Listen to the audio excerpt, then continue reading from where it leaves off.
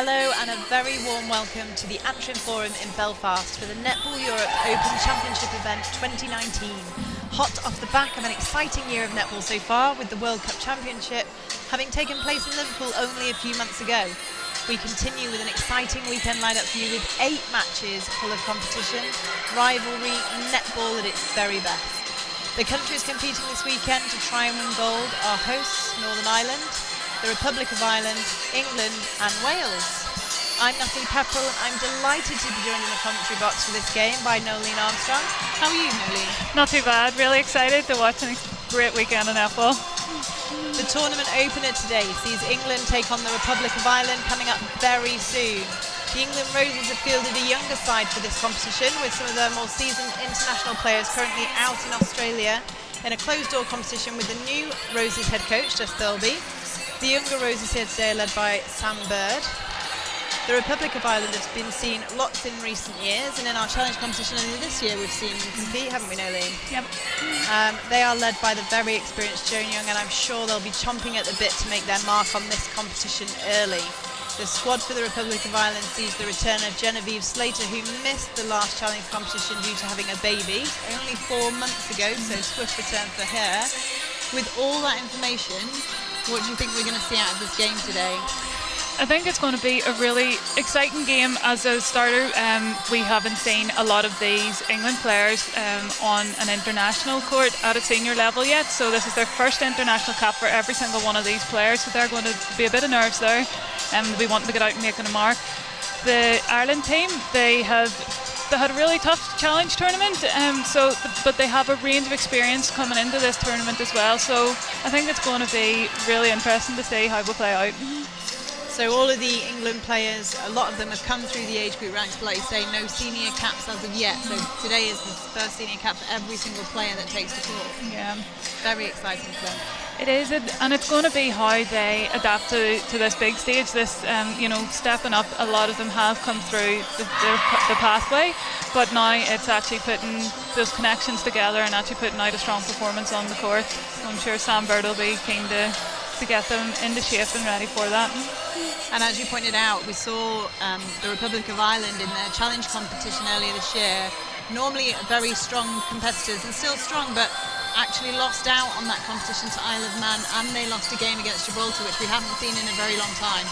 Yeah, and that's brilliant that there's more nations in that challenge section that are competing. The Republic of Ireland have a lot of experienced players, but it's good that they are getting good, strong matches in that challenge section, and now being able to bring a stronger competition into this the senior championship competition today. Fabulous. So all to play for here at the Antrim Forum. We're just about to bring you the teams onto court, so we will tell you the starting sevens for each team. For England, we have at goal shooter, Sienna Rushton. At goal attack, Kira Rothwell. At wing attack and captain, Yaz Parsons. At centre, Jazz Odid-Oberon. At wing defence, Fumi Fadoju. At goal defence, Zara Everett. And at goalkeeper, Halima Adio. Their reserves today are Rebecca Airy, Ali Housley, Barry Neal, Amelia Roscoe and Hannah Williams. Head coach Sam Bird and assistant coach Emily Perry. For the Republic of Ireland, at goal shoot we have Jan Hines. Goal attack, Fran Duffy. Wing attack, Trish Fanning. Centre, Neve Reynolds and also captain. Wing defence, Ashleen Sweeney. Goal defence, Holly Jenkinson and goalkeeper Genevieve Slater. Their bench today is Mel George, Anne-Marie Jenkinson, Kieran Murphy and Erin Peters. The coach for the Republic of Ireland is Joan Young and the assistant coach is Alice Higginbottom. Your umpires for today, Beeling Yu, Joe Lilly, and the reserve umpire is Janet Eadling.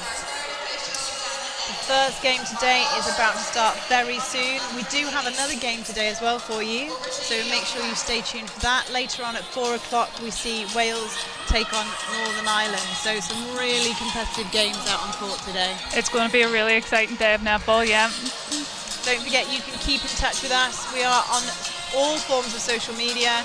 #NE Open. We would love to hear your thoughts and comments as the games progress and as the weekend progresses.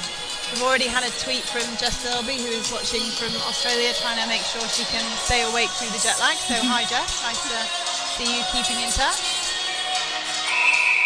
We start with a Republic of Ireland centre. Already having to go backwards. Good pressure from England defence to start off with, and I think it's going to be who gets to settle first here. You know, both teams are going to be trying to work each other out. Good intercept there by England, and they'll be wanting to bring this to an early goal. Fumi Fadoju there at wing defence, who we've seen at all age groups in this Netball Europe competition. This year. Yeah. Fortunately, that shot doesn't count.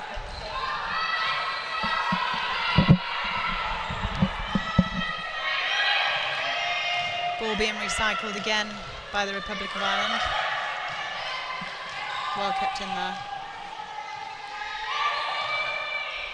And England are putting pressure on all the way through the court, aren't they? Yeah.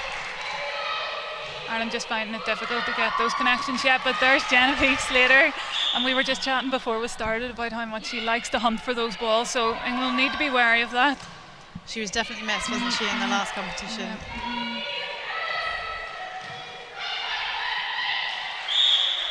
Good patience from England, waiting for the baseline to open up, but another obstruction call there, called against Sienna Rushton.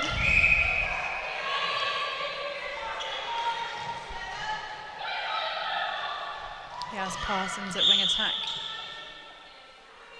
And captain, quite a seasoned player, Yaz Parsons. Played a lot in the Super League, currently plays for Surrey Storm. Kira Rothwell with the first goal for England.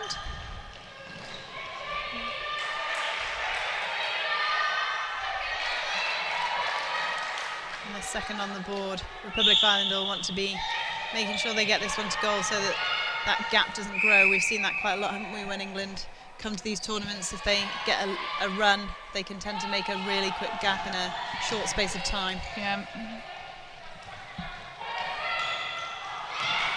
So Ireland just struggling a wee bit with the hands and the pressure that England are able to put on in that attacking end for Ireland, but Genevieve Slater gets the ball again, and Ireland have another chance here. Duffy did well there, just opening up by that strong drive through the middle.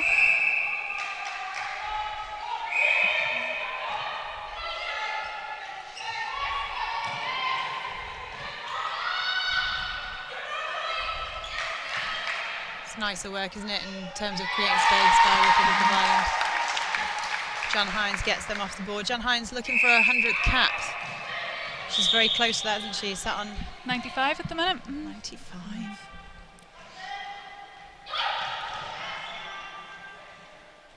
Beautiful feed and vision there by Yaz Parsons into Sienna Rushton. There's quite a height difference as well in that circle, isn't there? Sienna Rushton has a good couple of inches on Genevieve Slater at the back. And what we've seen so far as well is that she has a lovely lean out wide, looking for the ball to the space, as well as being able to use that height vertically as well. Really quick take of the pass there by Niamh.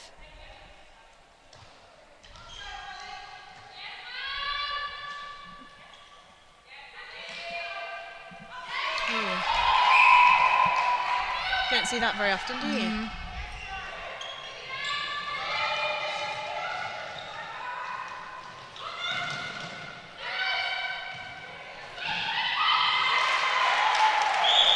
England really patient, aren't they, on that build-up, just using the backup.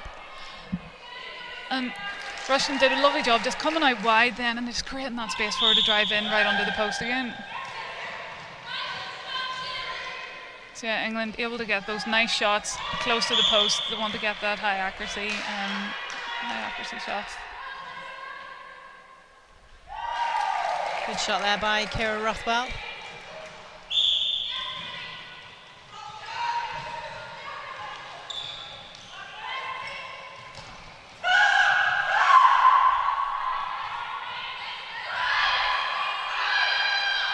Nice reverse screen there for Jan Hines. Opens up Duffy, but can't quite get that ball to sink, can they, Republic of Ireland at the moment?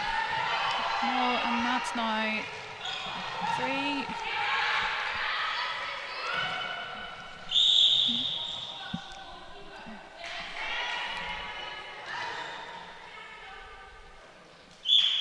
It's always a difficult one, that one, for a defender, isn't it?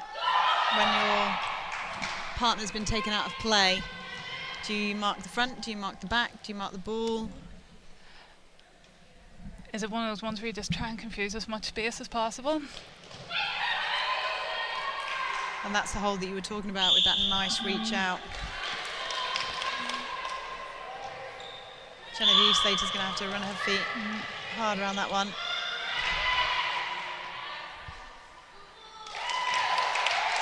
And we see Yas Parsons do that really well in Super League as well, don't we? That weighted pass just seems to have the right amount of air on it to drop perfectly at the defender's reach.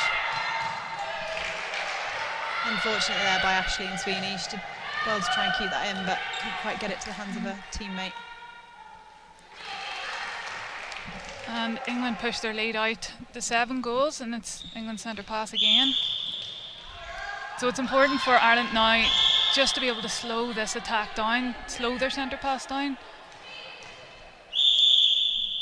So Jenkinson goes down with an injury. I think she just got caught in the face potentially on that. So it's a really strong start for the moment for England. What is it that they're doing at the moment in defence to stop Republic of Ireland getting those balls to goal from their centre pass, and what do the Republic of Ireland need to change? I think, so whenever Ireland are coming out, they're being forced to look back, they're being forced to look sideways, they're really struggling to get that straight line ball through. So it maybe needs to be either Fanning or Duffy just driving straight through and at least creating a bit more space in the attacking third, rather than playing a lot of ball around that transverse line and giving England those chances to get the steal. And we've seen Fumi Fidoju get quite a few just with her arms, haven't we? Arms over the ball. Trying to get round the arms when they're that strong also makes it difficult to send that forward option. And they seem to be anticipating where that next pass is going, so they're able then to pounce on it with that extra bit of reach they have. So we have obviously a substitution. We'll give you the full details of that when we get them. We very much hope that Holly Jenkinson recovers quite quickly. Yas Parsons back in possession of the ball. Pushes it out to an 8-goal lead for England. Republic of Ireland centre pass.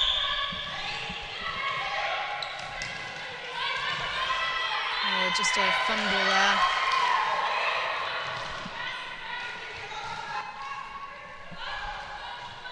And again, England using that ball really well to send it back, but great defence there by Genevieve Slater, taking the front position and going up for that.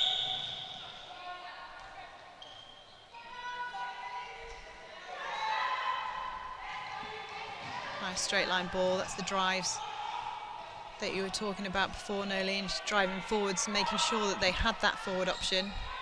Really nice to see from Duffy, but again, 3 England players around one ball. Where are the options for them?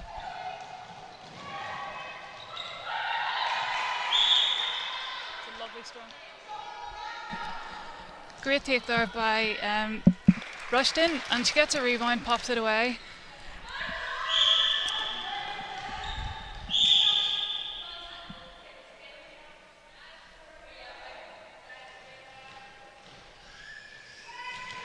Oh, I was just about to say lovely defence. Yeah. Just caught the arm on the way through. As a coach, do you want that ball going to your shooter whenever they're 2-on-1? Is that the option that you would be taking? Me? No. Would maybe be passing it out and around. Play yourself in. Yeah.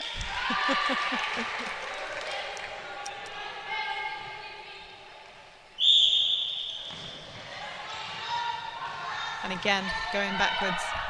Yeah, you can see Reynolds was trying to do that drive across, but then Aldebaran was just pushing her up high, so it was a really short pass, and then the goal attack then wasn't confident in feeding it, so had to go back, had to get turned over.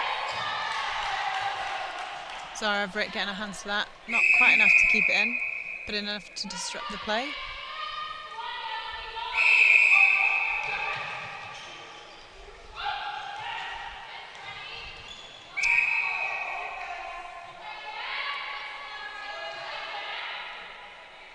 See if Channel will shoot from here.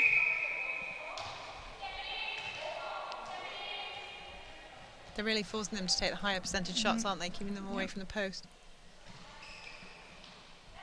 Good rebound there by Duffy. Good shot. Well needed for Republic of Ireland at this point in time. They'll be wanting to keep in touch, not letting that scoreline just keep moving wider and wider. Obstruction called against Genevieve Slater this time.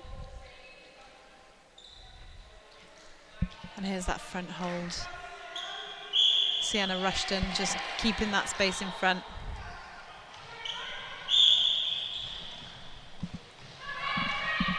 So the changes for you that have been made with Holly Jenkinson going off. Ashley and Sweeney has gone to goal defence, and we see Erin Peters come on at wing defence.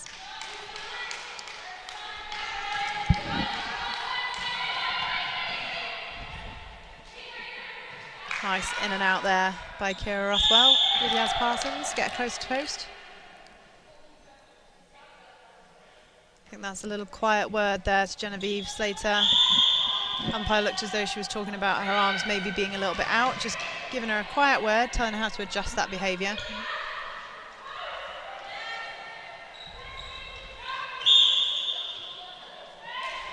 And obstruction the opposite way.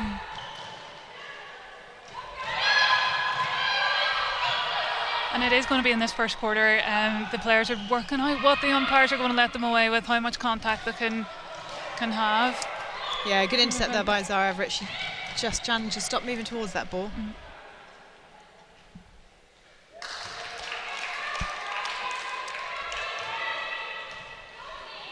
Is it tighter than you expected so far, or bigger than you expected, 14-2? I think the frustrating thing probably for Ireland at the minute is they're getting the ball into the circle. They just haven't been able to get the shots away. So I don't know if the scoreline is... I think Ireland will be disappointed with it at the minute, but I think England have been very settled and quite clinical in what they're doing at the minute. You know, I'm sure they've had goals whenever they're coming out into, you know, to play this game. And working towards them at the minute.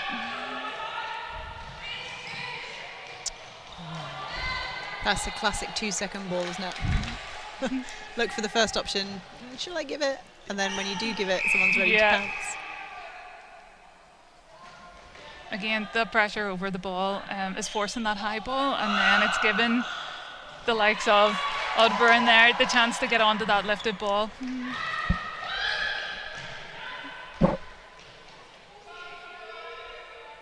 And England's transition speed is something Sam Bird and Emily Perry must be quite happy with at the moment. They're not hanging around, are they? Absolutely.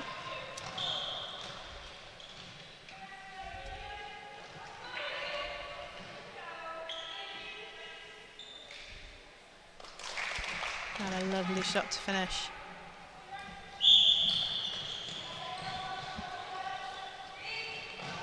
Coming back again, Republic of Ireland just struggling to find that depth. It's a nice swing though there by Niamh Reynolds. Ooh, footwork call.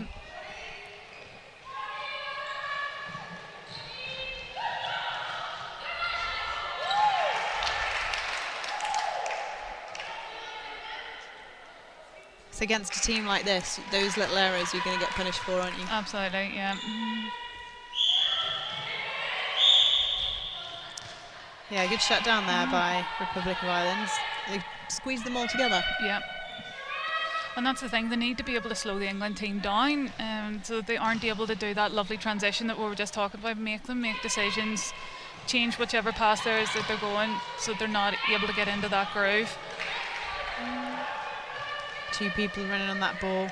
But again, it's difficult to see around those arms. Kira Rothwell had really good arms over.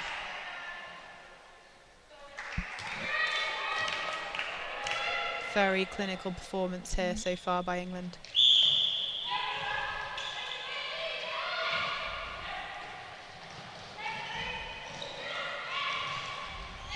Lovely ball, opening up the space there. It's one of those brave swings, isn't it? Over two channels, but ultimately it was the only space available.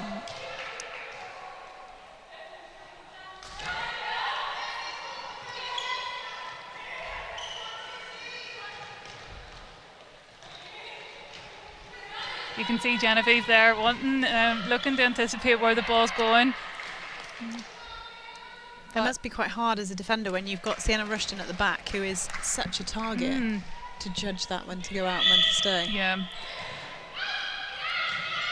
It's one of those steals, if you get it, it's amazing, but then if you mistime it and you're there too soon, yeah, you're leaving Rushton just wide open under the post.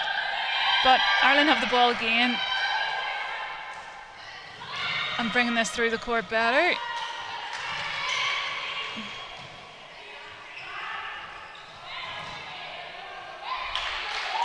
Just a fumble there, unfortunately, by Niamh Reynolds, but in fairness to her, the ball was passed reasonably to her knees. Yeah.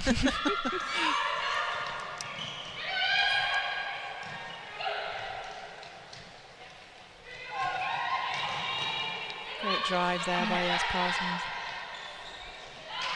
And Jazz Odiobrun in so much space, isn't she? Yeah.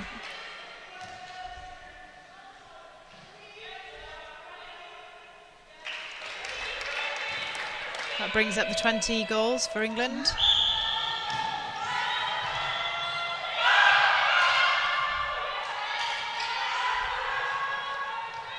Defence for England choosing to double on Jan Hines, but then picking up Duffy really well. Wow. 20 goals to 2 first quarter. That's quite a heavy scoreline, isn't it, to start with? Yeah. I think Ireland will be disappointed with their shooting, and then as the quarter went on, I think they were then starting to look wider and look back rather than trying to drive that ball through into the circle. But yeah, I think England will be very happy with that start. It's difficult, isn't it? Because you could see England were keeping them off the circle edge, and they're driving at the defender, then seeing them, and then driving back. Yeah, making more work for themselves. Yeah. Rather than we saw England going hard, so we had a couple of times where Jazz or Jazz, oh that's fun. Yeah. Jazz Parsons or Jazz Odiobrun would drive hard into the pocket, but that would take the defence with them, wouldn't it? Yeah, and then they can hit that top of the circle, or else they just swing the ball around, and then Rothwell's just doing a lovely job driving to the ball, and then they were just placing those lovely feeds into Sienna Rushton, and yeah, lovely target, and able to use the width and her wingspan to get the ball in really nice shooting positions. Yeah, and the defence of England as well, they've just got the world's longest arms. Yeah. It makes it really difficult to see the right option at the right time for Ireland then. And do you find that Ireland are starting to hold the ball a bit low as well, almost feeling the pressure of that rather than standing up tall to it?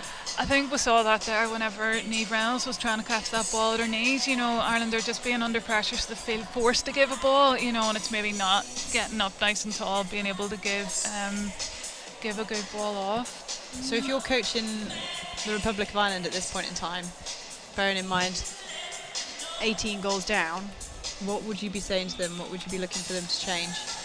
I think on their centre pass that the second ball needs to be going forward, but then they need to be creating strong drives to be able to create that space, you know, or to be able to create that option.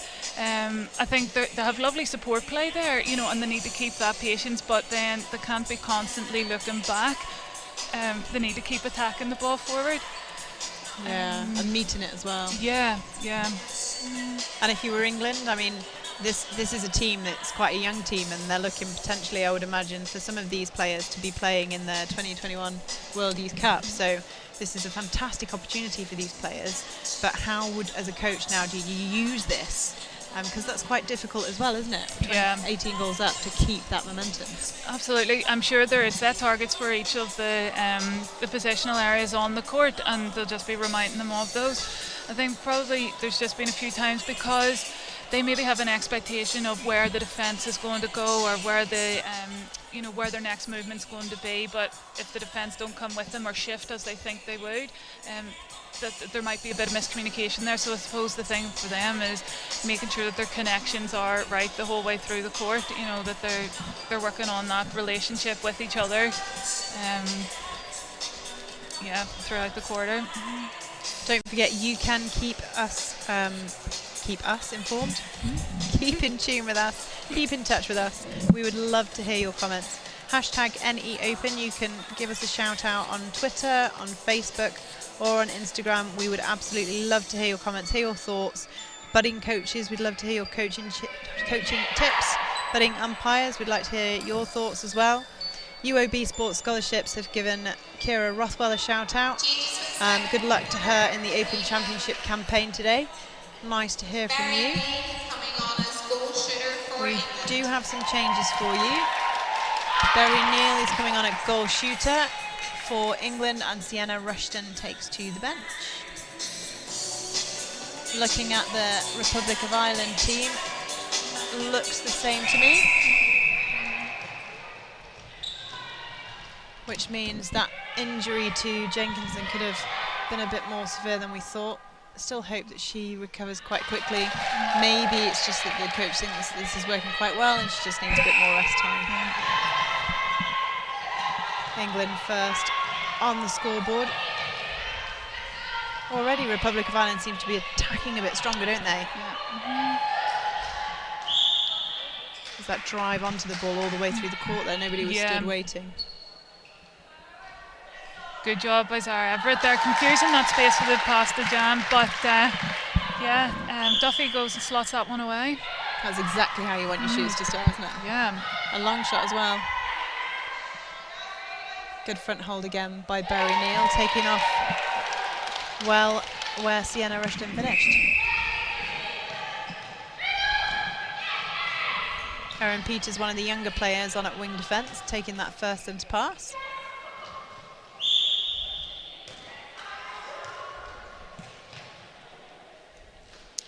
Trish Fanning will get another opportunity to pop that in. She chooses to go over. Just out of court there, unfortunately, for Jen Hines. It's interesting there, 'cause she opted to go over instead of giving the short ball, didn't she?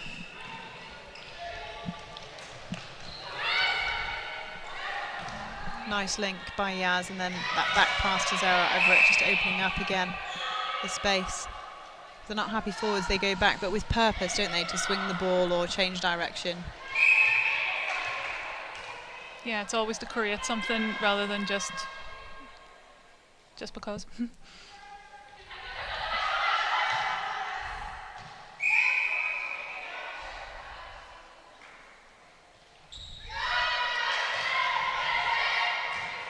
There's good pressure there by Genevieve Slater on that shot, wasn't there? Yeah. She didn't quite go for it first time. And again, that's where her experience comes in. You know, she's able to change up what she's doing, try and put the shooters under pressure. Barry Neal slots another one away.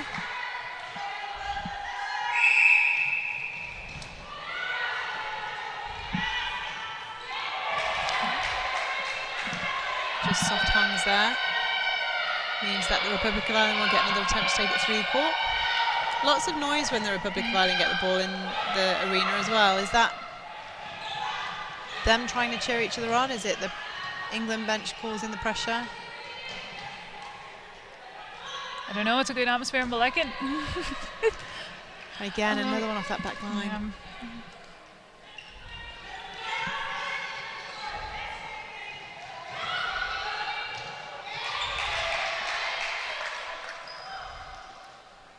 Slater just gets her hands onto that one. Just the passing accuracy of these units is just too much.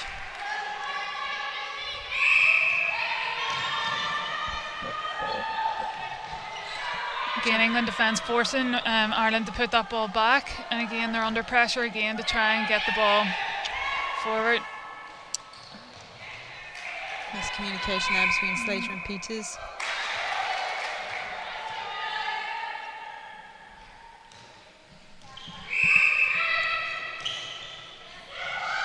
Whoa. And even if Slater doesn't get on the end of that ball, it does put that wee seed of doubt into the mind of either the passer or the people receiving the ball, of whether that's coming again.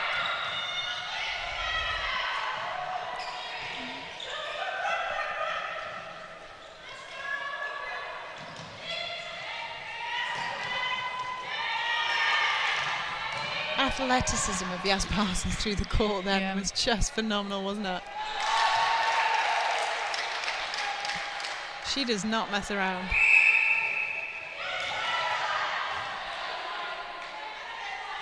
And they're going to have to punch through that, aren't they? Yeah. Like drive through the defence rather than behind them, because that's what happens. England are so aggressive in that first step over the line that it sort of just fills up all the space, so Ireland is struggling to come forward on it. And here we see the change back with Holly Jenkinson coming back onto court, so thankfully she is okay, and Aisling Sweeney takes to the bench.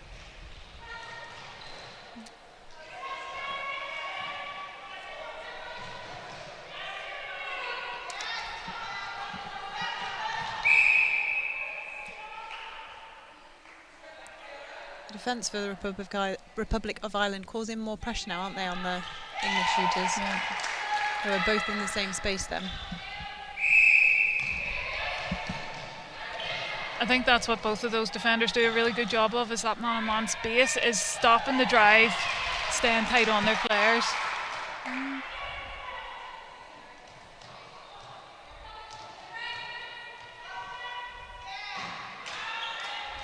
But just the range of the England shooters is just, and the precision of the place of the pass into the circle as well, is just making it really difficult for them to get hands on anything.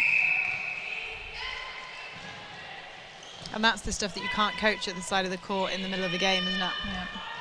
That's the hours and hours and hours of training behind the players.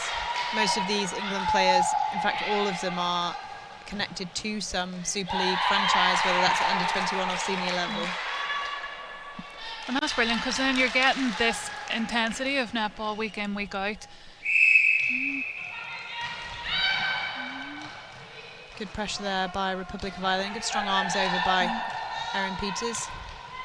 And Jenkinson with the hand, so Slater picks it up. And how much of that is a cause of everybody's pressure outside the front of the circle? And that's one of those things. It's that build-up of pressure. It's not necessarily the person getting the steal at the end of it. You know, it's been caused by that work outside.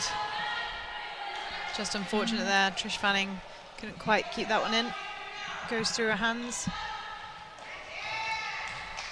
But the same the other side.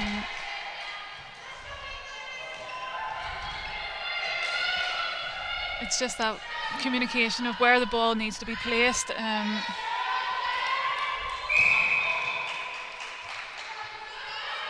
think she's breathing a sigh of relief after that. On one foot, that was a tricky pass to send off, wasn't it? And again, just caught still.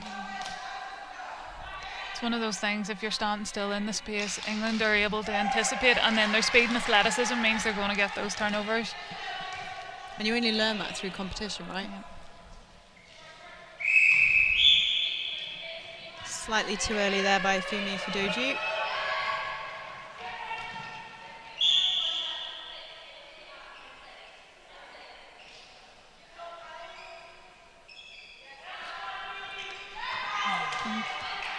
Duffy forced to make the long shot there, just unable to get it to drop.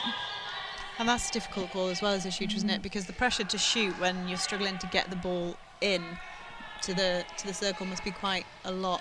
Yeah, and then you feel every time you make another pass, there's another chance for it to be turned over. But then that's a confidence thing as well. You have to trust that, okay, you'll be able to make that pass off, get it into a better shooting opportunity. Great defence here between Slater and Duffy. And Republic of Ireland get rewarded for it, and well deserved. They were all over that defensively, weren't they? Yeah, and it's whenever the ball isn't coming down at speed, whenever they can set up a structure, then they really are hassling the England shooters. So how do you delay that transition speed as a team?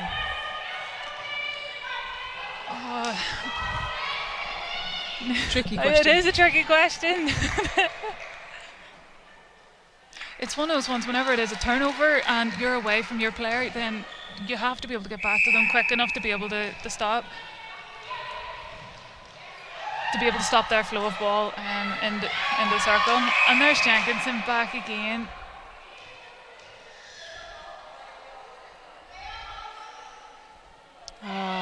I wondered why Niamh Reynolds was apologising. That was an offside. Harsh.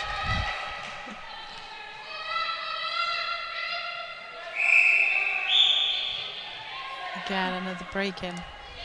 Those are the sort of things that England will be keen to not let creep into their game, even though the scoreline is, it's blown out at the minute, but they'll still want to be playing high-quality netball and not making any unforced errors.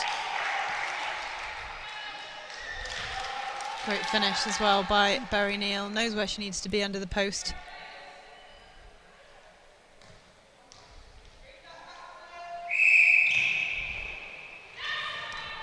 Prelim work there by Yaz Parsons to be free on that centre pass was very good.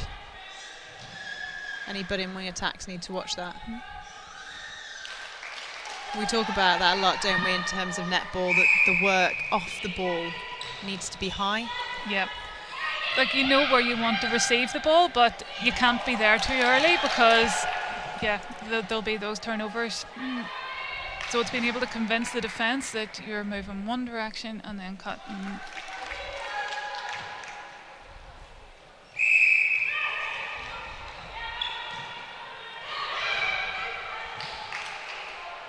Oh, she's cross with herself. Shake of the head. But she's got to go for them, right? Because otherwise it's going in. And I think as a defender, you're just going to have to keep changing things up, and it might not work all the time, but then you'll get that steal, get that turnover, make it worthwhile. England forcing Ireland either to go across or go back. They're really struggling to get that ball forward into the attacking third at the minute.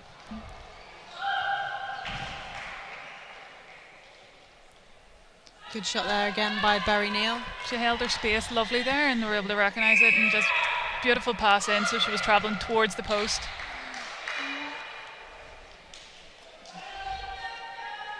Yaz Parsons did a great job there of really looking like she wanted the ball, and which then committed Slater to open Berry Neal again under the post. And what's interesting, the difference between Republic of Ireland defence and England defence is when the Republic of Ireland are on turnover, the England defence will pick up the nearest player or the nearest ball to. So when we were talking about that, stopping that transition speed, to try and stop that pass or make that pass look not on, so they've got to hold it for a second longer. Whereas when we see a turnover the other side, they're trying to find their own player and head in for them, aren't they? And that's that constant chasing then, and it's a real different strategy, and you've got to believe in your teammates to back you up, because if you go on someone else's player, you need them to go on yours, right? Yeah, absolutely. And there's that speed that we were talking through all the way through. Can see the England bench warming up at the side of the court. Do you think we'll see some changes at half-time potentially? Yeah, I think this is an opportunity for both teams to rotate through, get all their players on the court, try different things.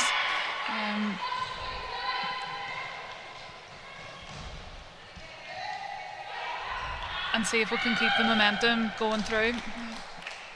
Great drive into the circle there by Kira Rothwell. Score currently sat at 40 goals to 4.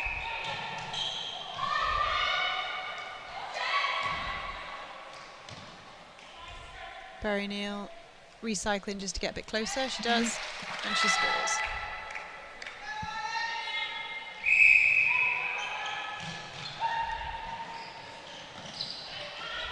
It's a good tactic to go back, isn't it, if they're doing a jump the line? Yeah.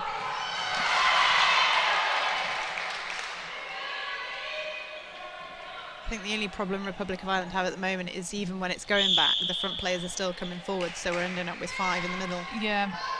And that's there's nobody then to punch through into that space. Lovely shot there by Duffy.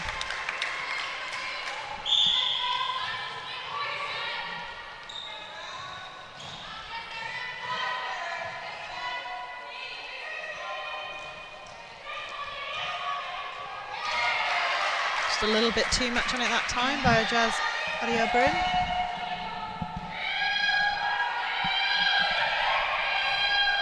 Good job between Jenkinson and Slater, just between themselves, bringing the ball right up to the third line.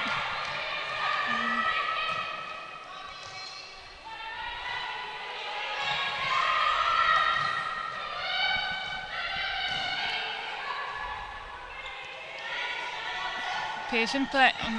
Spoke too soon. I was going to say it was patient play by Ireland, bringing the ball up the court.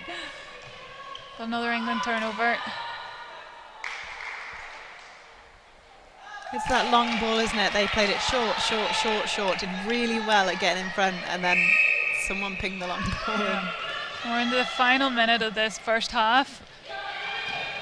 So Ireland be looking to try and finish with a score. Needs to go quick. Umpire just setting it where she wants it. And Fanning is conscious of the time. Oh, we can hear her shoot it from somewhere. Oh, a second too late. Unfortunate. So that is half time, and that leads us with 42 goals to England and 5 goals to the Republic of Ireland. So that was a 22-3 quarter. They just push on and push on and push on. So an extra goal that time. Yeah. It's a tough ball game, isn't it? Do you know what it is? It's tough for Ireland at the minute. England are just being very aggressive onto the ball. They're creating those turnovers. I think their defence on the centre pass has been great, and it's been Ireland have really struggled then to be able to capitalise on their centre passes. And then we saw there just in the last couple of minutes, Ireland were being patient, bringing the ball through from that back line, because England are putting the ball off the back line. They're not getting those connections all the time. So they're able to get the ball through nice and patient, and then they think, they need to fire a long ball through, and that's where England's defence are just hunting and just turning that over. And we talk about netball in different ways, don't we? We've got our tactical and our technical. And how much are the technical skills different between the two teams that you're seeing on the court at the moment? I think at the minute England are just playing with they have a confidence in how they're playing. We were talking earlier on about the Ireland people just not being confident on where they want to pass that ball. They're not being sure, purely because of the pressure that they're under as well. So it's being able to play and deliver those skills under pressure. It's fine whenever you've nobody around you, but we're playing in a senior European Championships here, and it's another level. And especially whenever you have the wingspan of some of the England players in front of you, it does make you have to be extremely precise in your passing, in your delivery, and in catching the ball as well. And we were talking before coming on air, I mean, you've had the experience, haven't you, this year at the World Cup, and come up against some really tough teams. Did you find any games where it was relentless pressure, and how as a player did you cope with that? Yeah, I think it's one of those things, like at the World Cup you come up against so many different styles of playing, playing against the African nations versus playing against the home nations, or your Scotland, your Wales, your England play, who you normally would play at the European Championships, and they have a totally different style of play. And especially then again to the Caribbean teams, we didn't actually play the likes of Fiji or Samoa or that, so again that's a different style again. So it is that a bit of adjustment that you need to have your own technical skills sorted and be confident in being able to deliver them based on the different types of pressure that you come under whenever it's that Caribbean style of play you're up against versus playing against the likes of Zimbabwe and Malawi, who we played against both teams at the World Cup, and that was a different ball game again, and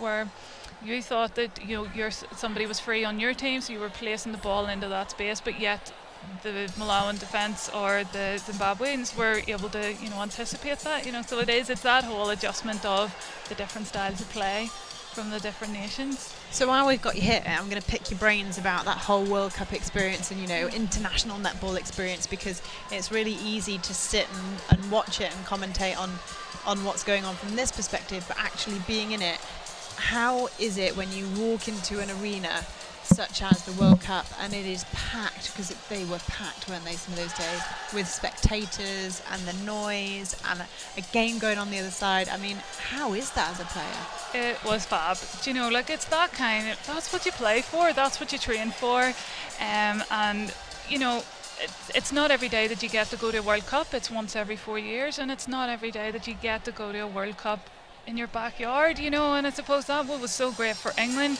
having the momentum of winning the gold at the Commonwealth Games and then to be able to host a World Cup 2 years later, or a year later. But yeah, and then for us it was like a home World Cup as well, because so many supporters were able to come over. So then that meant whenever you did step out in the court, you knew you had friends and family, and you know there was so many of our clubs had come over and supported us as well, and it just makes it that special special thing to be a part of. Yeah. And it's interesting because you talk about the experience of playing all the different styles, so the Caribbean style and the African style, and looking at the teams that we've got on court. You know, we know that England, for instance, are likely to be at that 2021 Fiji World Youth Cup. So these players are going to experience all those different styles, aren't they, out in that tournament? Yeah, and that's what's so good about having that World Youth Cup, because it is that first exposure for up and coming netballers to a different type of netball. You know, like some of these guys would have played under 17, under 19, and then they're playing in the Super League as well. So they're playing against a similar style of netball each time. It's the European brand of netball. So then once you get to that World Cup stage and World Youth Cup stage, you get to see the flavours that come from the Caribbean nations, from the Oceania countries, and then also the Africans as well. And it's brilliant. And when you're in that tournament environment, do you know much about what's going on in the outside world? I mean, how much are you allowed to go on social media, see the hype? Because I mean, the hype in England was huge, and the hype in Netball Europe was huge. Can you feel that whilst you're in it, or are you like kept? Do you know, I think that we were also we were able to get a bit of that buzz as well, because the everything was so close in Liverpool. You know, the hotels were round the corner from the tournament venue, so you were walking through the fan zones, you know, and people were able to meet you for a coffee and things like that. So you really were able to get that bit of a buzz. And then even if you were off social media, if you were looking at the news, you know, it was there, it was in the paper. So that sort of coverage was absolutely fantastic. You couldn't really avoid it. I think it's probably different if you are away in a different country, you know, like the last World Youth in Botswana, you know, it would have been a different experience in terms of social media and the environment there, you know, and Fiji will be something different again. If I go way back to whenever I was playing under 21, we were in Florida, you know, and that was a different ball game as well, because netball wasn't really as well known in in America at that stage. So it's a totally different experience each time, but then it's a massive opportunity for the girls whenever they get to experience that, and then where that sets them on their netball journey going forward. And do you meet many fans, many young people out in the World Cup? Do you get people asking for autographs? Is it like being famous walking down the road? Do you know what? I think the England national team had a lot of fans, and I think they had a much harder job going out to get a coffee than some of us. But yeah, it was amazing that people were interested and recognised some of the team, and it's amazing to think that you're those sort of role models for those girls, and you wouldn't really have thought that. You're just thinking about you're going to training, you're going to play your match, how you recover and get yourself sorted for the next game, whereas that's a big deal for those youngsters, and how that can inspire them to get involved and continue playing. Fantastic. Great to pick your mind about all things World Cup and international netball. And before we know it, we could have chatted for hours. We're straight back into the game. They didn't even wait for us. So England back on the court with the centre pass. There are some changes. We will bring you those as soon as we have them. But we predicted that there would be some changes, didn't we? We did. And for England, we have Rebecca Airy is going on at goalkeeper. Alex Housley has come on at wing defence. Barry Neal has moved out to goal attack, with Amelia Roscoe coming on and goal shooter. Jazz Parsons has moved into centre, with Hannah Williams coming on at wing attack.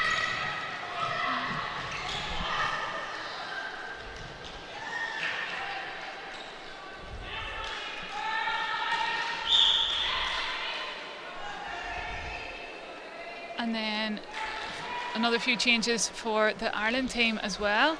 So Jenkinson moved back into goalkeeper, with Aisling Sweeney coming on at goal defence. Niamh Reynolds has moved to the bench. Oh no, sorry, she is staying where she is. Murphy has moved to come on at at wing attack. Anne Marie Jenkinson has come on at goal attack, and Melanie George has come on at goal shooter. So almost a full line change up. Did you expect them, the Republic of Ireland, to change all of their bench players on? I thought that they would change in the shooting lineup, maybe just to see if they could find if Melanie George would be a different target in the circle. They were finding it difficult to get into the ball into the circle and into shooting opportunities, so it makes the England defence think something different, and there she is, she pops away her first goal.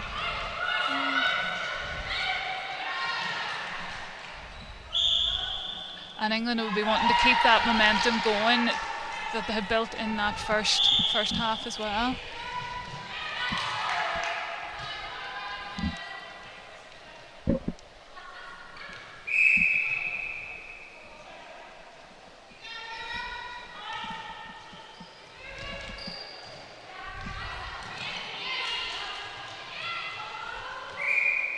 Anne-Marie Jenkinson, incidentally, is the sister of Holly Jenkinson, so both sisters on court together. And that was really nice from Ireland there, just using the space around the circle edge, opening up Melanie George again under the post. And a lovely rotation by England up the other end, and Barry Neal slots another one away.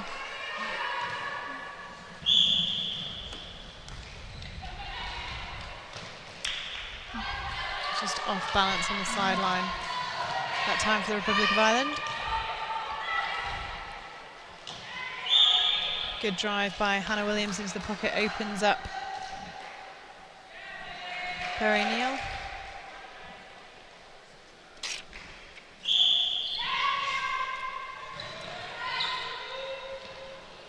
Ah, beautiful ball. So the feeding that Yaz Parsons was doing before, Hannah Williams has taken on that role.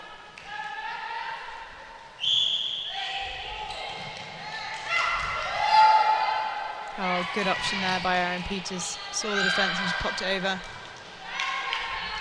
Just unfortunate there for Murphy, couldn't quite keep it in. They're doing a better job, aren't they? It's just that putting Murphy on extension a little bit too much down in the Republic of Ireland attacking third. But again, as a new combination on court, you'd expect a few teething problems. Just taking that time to find their range, finding what's going to work for each other.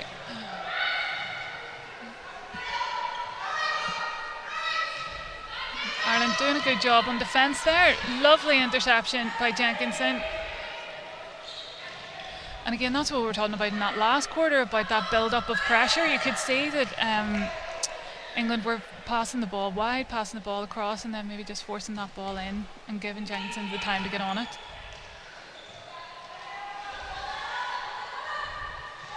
Oh, great take by Rebecca.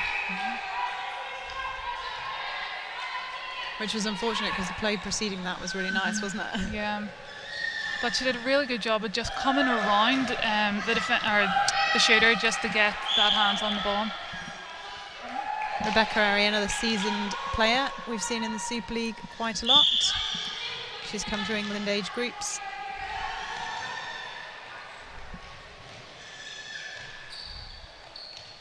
Oh, well held there by Ashley and Sweeney.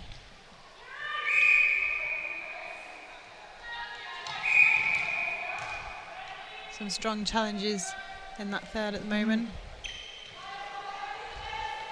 Oh, unlucky. And that's that backup. Rebecca Ari went, didn't quite get it, but then Zara Everett went on the next one.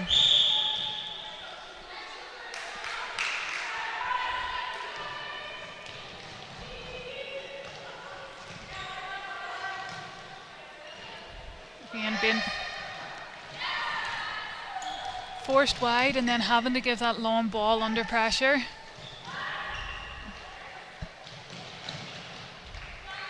Closing speed as well of Yaz Parsons is is incredible, isn't it? So that long drive isn't going to work. Going to have to lose her first.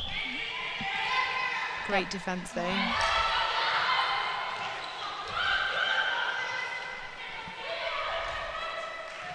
Nice triangle there between Yaz Parsons and Hannah Williams.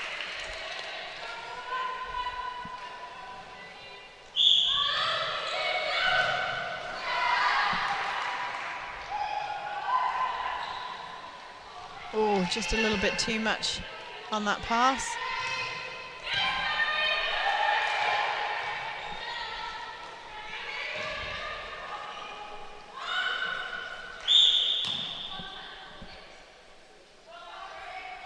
That's just that landing space, isn't it? When the ball is in the air and the player goes up, catches the ball, you need to give them their landing space, and Ashleen just in that space.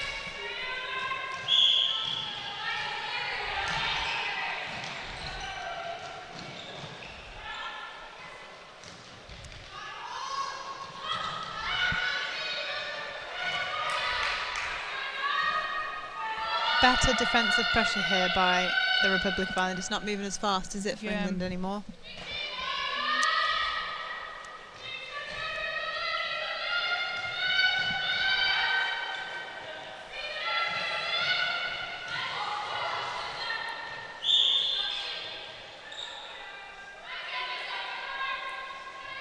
See what they can do with this opportunity.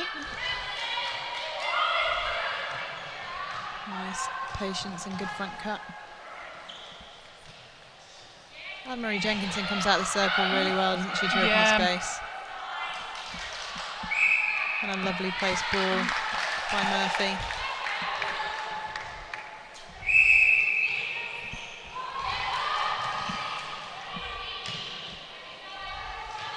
Eve Reynolds is down. Back on her feet, she's just shaking it off.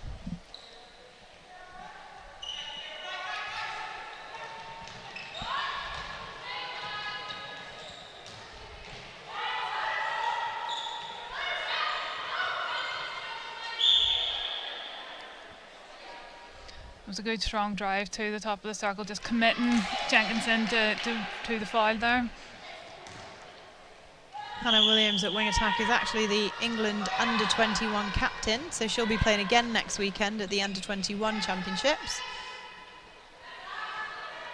So busy week of netball for Hannah.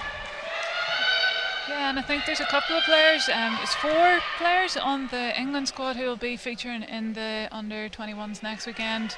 I know there's some of the Northern Ireland players will be competing both weekends as well, and I'm sure is there some of the Welsh players who'll be double timing it too, potentially. I don't think there's any of the Welsh players. Oh, great patience. And that's Anne-Marie Jenkinson really committing the defenders by doing another strong drive there and opening up George for another. And she's a real games player, isn't she, Anne-Marie Jenkinson? We've seen her at the Open Challenge competition that was held in March.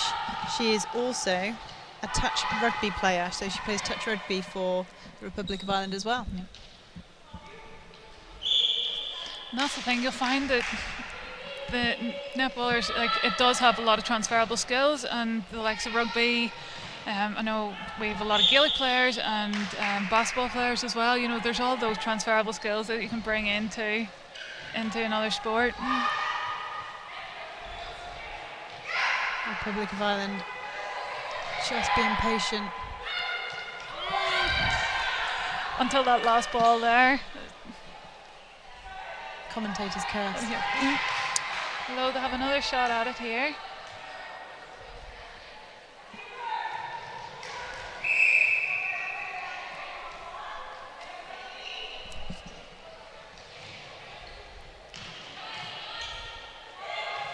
Good cover there by the wing defence. And it was one of those ones where she just filled the space, it just put doubt in the mind of the feeder rather than actually picking anybody up. Yeah. So Ireland seem to be finding George a bit easier under the post there, and they've got 6 in this quarter. Which is more than they scored in the last half. Yep. So certainly seems to be working well for them, this lineup at the minute.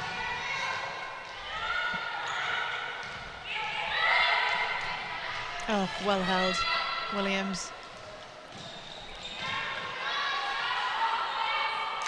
Parsons just seeing the space over to Amelia Roscoe, who sinks the goal.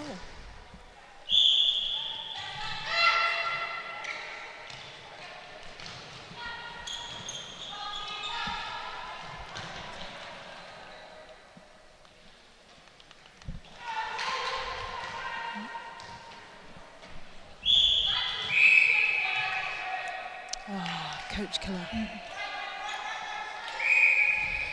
You can also see that England are still stepping across that line very aggressively, so Ireland are trying to anticipate it and just getting called for the for breaking the line.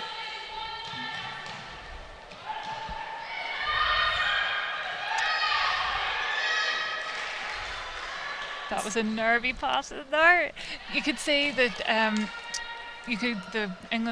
the Ireland defenders were both committed to that front player, and then Neil recognised that the back space was on.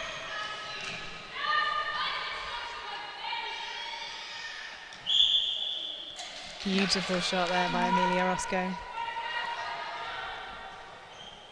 And all of their shooters have been strong, haven't they? Yeah. I think they've been getting high percentage shots, and they've been taking their chances and just putting the ball away.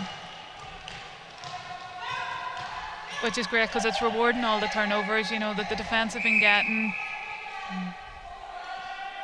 And that's what's obviously going to win the games.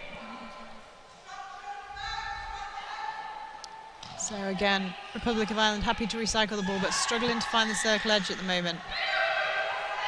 The re-offers are always popping forwards, aren't they? Yeah. They're having to go back to the transverse line.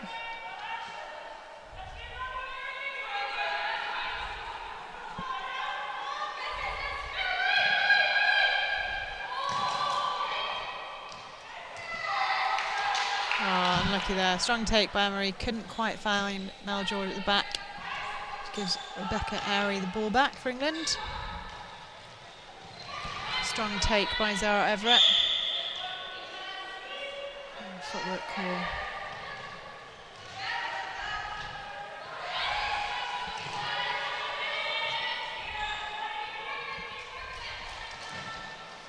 See, all the players for the Republic of Ireland were quite high then, weren't they? And struggling to get that depth.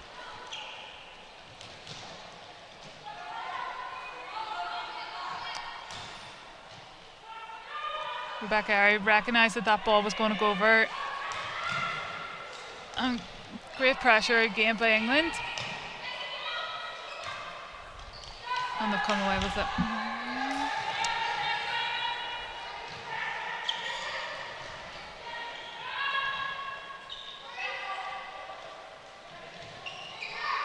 Yeah, good pressure there. Jenkinson doing a really good job on Roscoe, keeping her right at the circle edge, which allowed Reynolds to play onto that ball. And she'd played for that right from the beginning.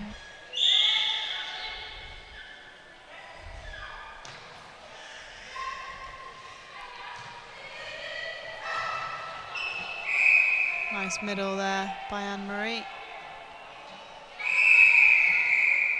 And that is three-quarter time. But a better performance that quarter by the Republic of Ireland. Sees England on 59, Republic of Ireland on 11. So overall a better quarter.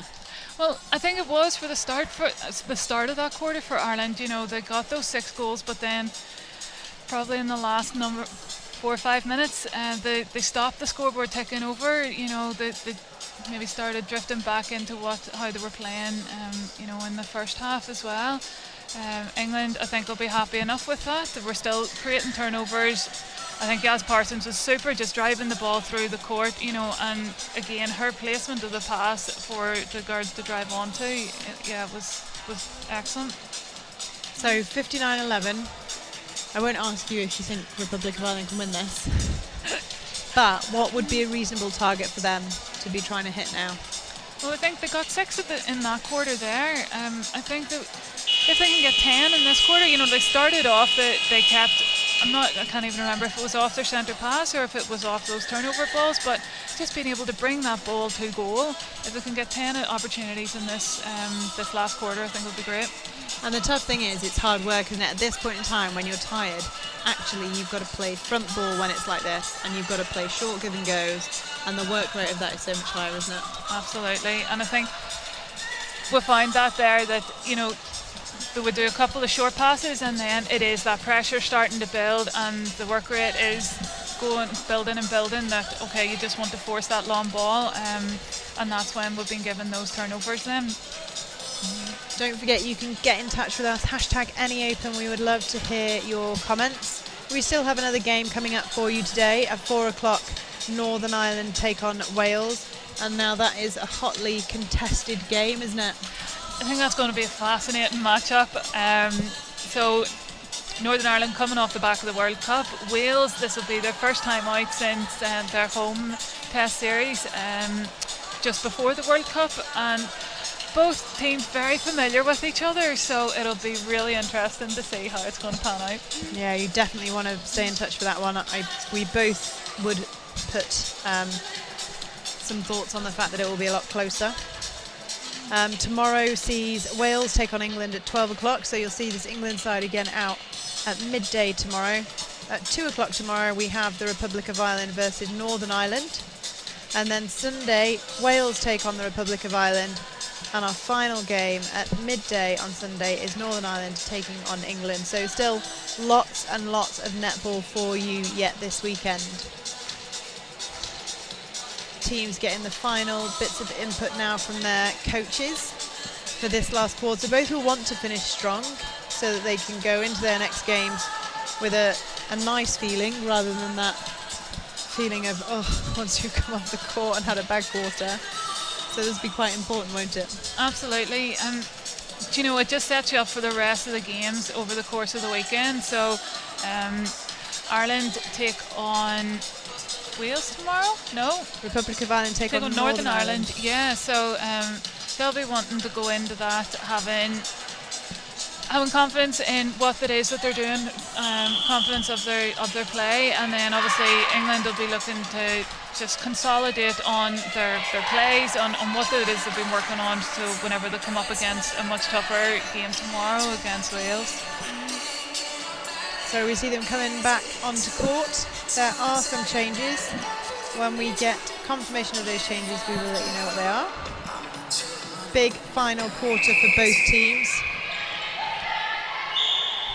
to see if they can really dent the scoreline. Republic of Ireland and England will want to see if they can really push on hard.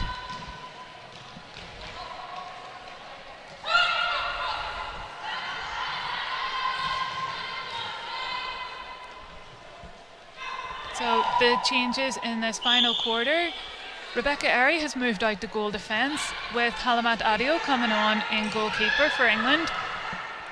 Alex Heisley moves into centre. Jazz Odoberan is going into wing defence, and Sienna Rushton has come back on into goal attack.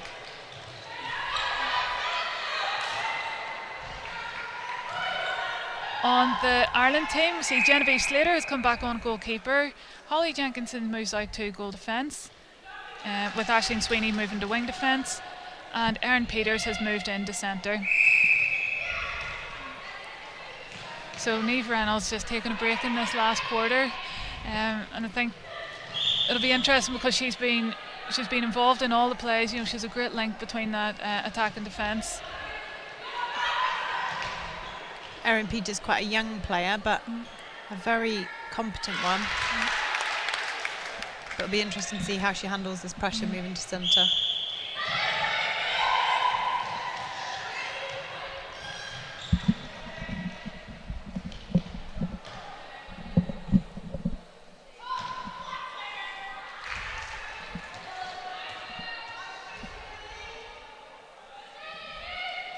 A new partnership in that shooting circle for England, but so far all of their partnerships have worked quite nicely, so something they've obviously trained for. Great take there by Rebecca Airy, just cutting the line to the ball nicely.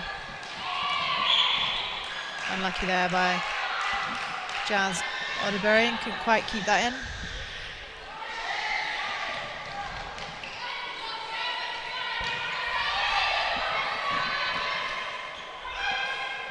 A great front hold as well there by Mel George. Kept in by Anne-Marie, but rolls off the sideline. Will be an England throw-in.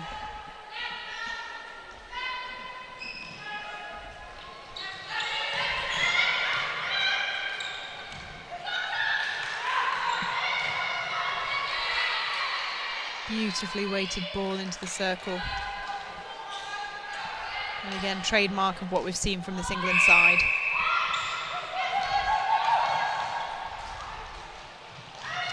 That centre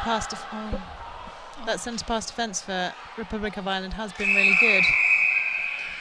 Yeah, it has. Unfortunately, we've just seen Peters going down, and it looks like it's an ankle or knee injury. Yeah, she's taken her bib straight off, hasn't she? So I was just saying that centre pass defence, they were doing really well on the first second and well on the second, but that second option was always being allowed to put through, wasn't it? Yeah, and I think England do have that patience where they know something will open up, so they're content for option 1 to go through, option 2, and then finally it'll open up in the last second then. So we're seeing Erin Peters being helped off court. This will be quite a blow for the Republic of Ireland because she is a young player, one with lots of energy. She's got various release points. She can pass really well off left and right, get round defenders. And she's been really influential, hasn't she, on being back up and being there on the line. Yeah. So it's sad for them to see her come off. And it looks like Niamh Reynolds won't get that break that she was hoping for. We hope that Erin recovers quickly and that it's not anything too serious, hopefully just a tweak.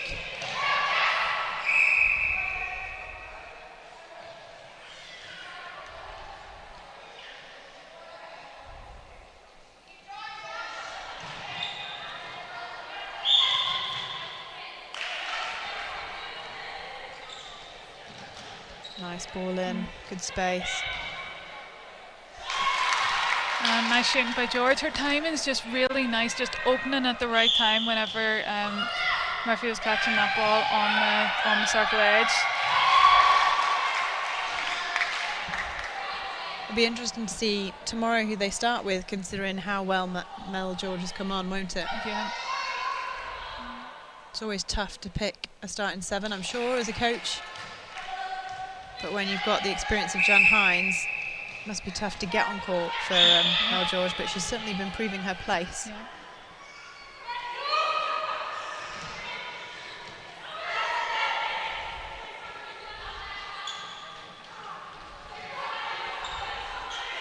Both Ireland defenders, attackers, just getting caught behind their defenders, so leaving no option for Niamh Reynolds other than to pop the ball over, but England again just able to get that interception. That's always the risk whenever you do swing the ball, that the attackers then have to try and get that front space to make it effective. So ideally it'd be a predicted swing rather than a forced one. Yeah.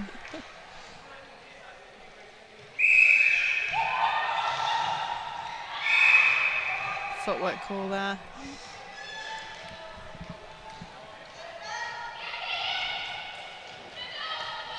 And again, lots of Republic of Ireland players all in that middle third. Oh, beautiful ball. Well held, Mel George, and puts that one away as well. Do you know what? There seems to be a bit of urgency just about the Ireland team at the minute. And that sort of intensity where they're punching onto the ball has been really good.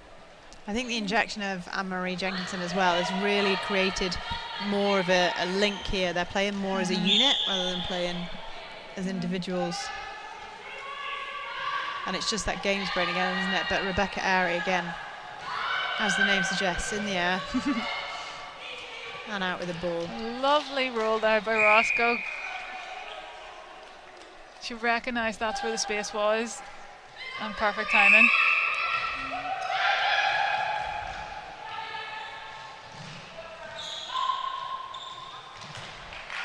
Nice Nice pop by Roscoe as well to Rushton. Her timing on entry and speed of entry is phenomenal, isn't it?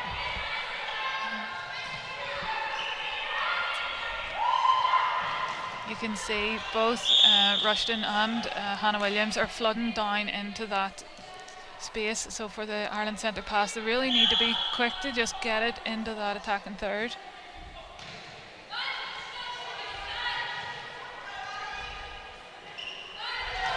Good front run again, but Rebecca Airy just coming around with that arm.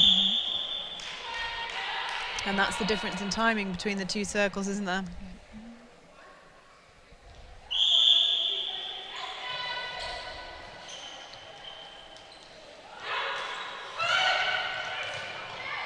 Oh, great chase by the captain, Niamh Reynolds.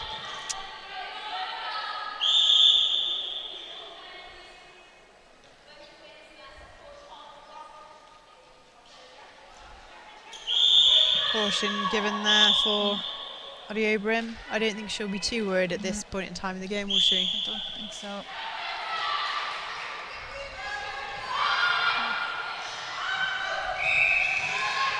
But you can see that Adio and Airy are just starting to make their mark in that circle now. Ireland just finding it a bit tougher to get those openings again. And it's a constant battle, isn't it, between doing one thing and then when the defence reads it, then you've got to change it what you do again. And then the defence reads it and you've got to change it again. Yep, have to have plenty of tricks up your sleeve. And again, that's what we're talking about, being technically sound, at knowing what you can do and being able to deliver it under pressure.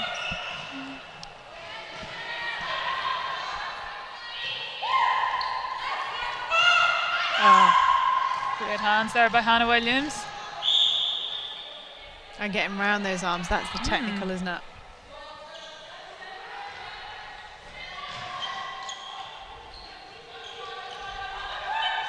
You're just having to do so much work to get free.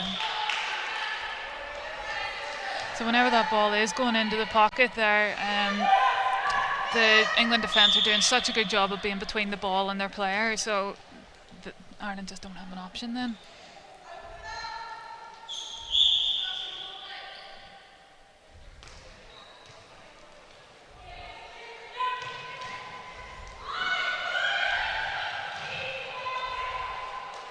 Oh, nice arms by Genevieve Slater. I think England there, all the players were just going towards the ball, so Ireland were able to put up that bit more pressure and get the turnover. But just unfortunate not to be able to reward it.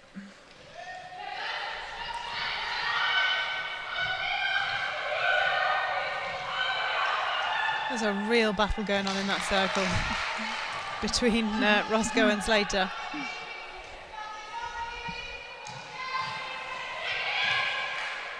Timing is just on point, isn't it? Oh, it's so hard to defend. You've really got to restrict the space, haven't you, as opposed to be reactive when the timing of the opposition is so good. And you can't afford to overcommit to one thing, because then it'll completely open up.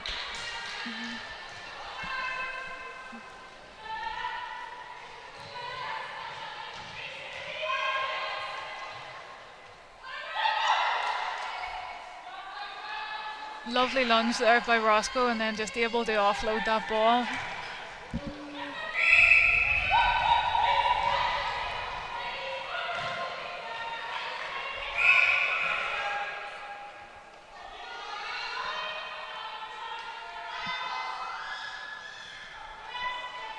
Great rebound there by Slater. One of the things Slater does so well is once she gives that ball off, she is driving forward for it again. Oh, lovely hands there.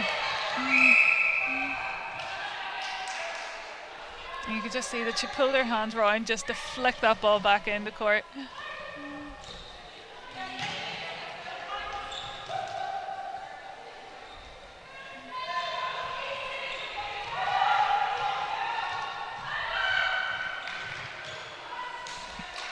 Lovely timing by England there, right up into the circle, with Rushton just opening out on the baseline.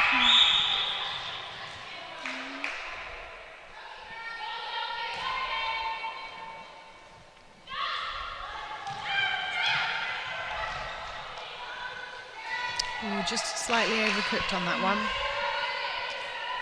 And do you think they'll be noting errors? I mean, when we're talking about a game that's such a big scoreline, and we talked about things that they'll be looking at from their team, not necessarily just the scoreline, what kind of things will the coaches be looking at?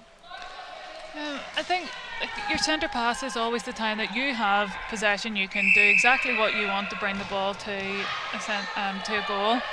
And those kind of errors I would just seen there are the sort of things they'll be looking to count up and cut out. And then also once they are getting those turnovers, how many times are they able to bring those to a goal? There may be set plays they'll be looking to see, can the girls put into practice, like, you know, setups for centre passes, setups for if somebody is out of play, outside the circle, inside the circle, and were they able to deliver on those? Just a few more errors creeping in now.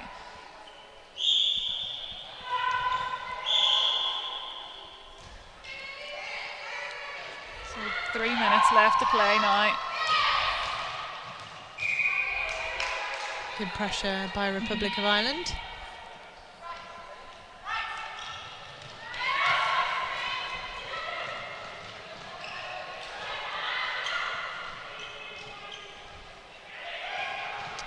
Lovely drive there by Jenkinson on the baseline.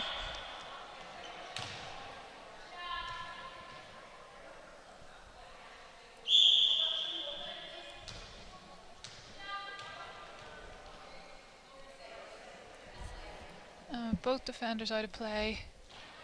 George is able to pop another one away. So 72-16 with just over 2 minutes left.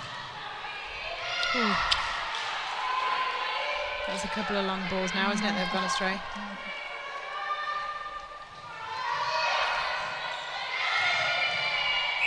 Oh, great hustle by Jenkinson.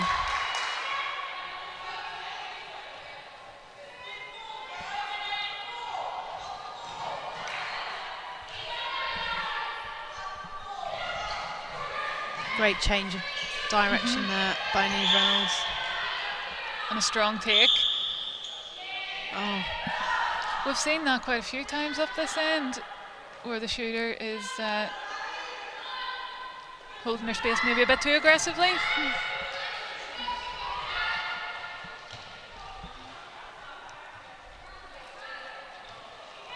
Nice rebounding by Slater. Oh, just a little bit overcooked on that pass.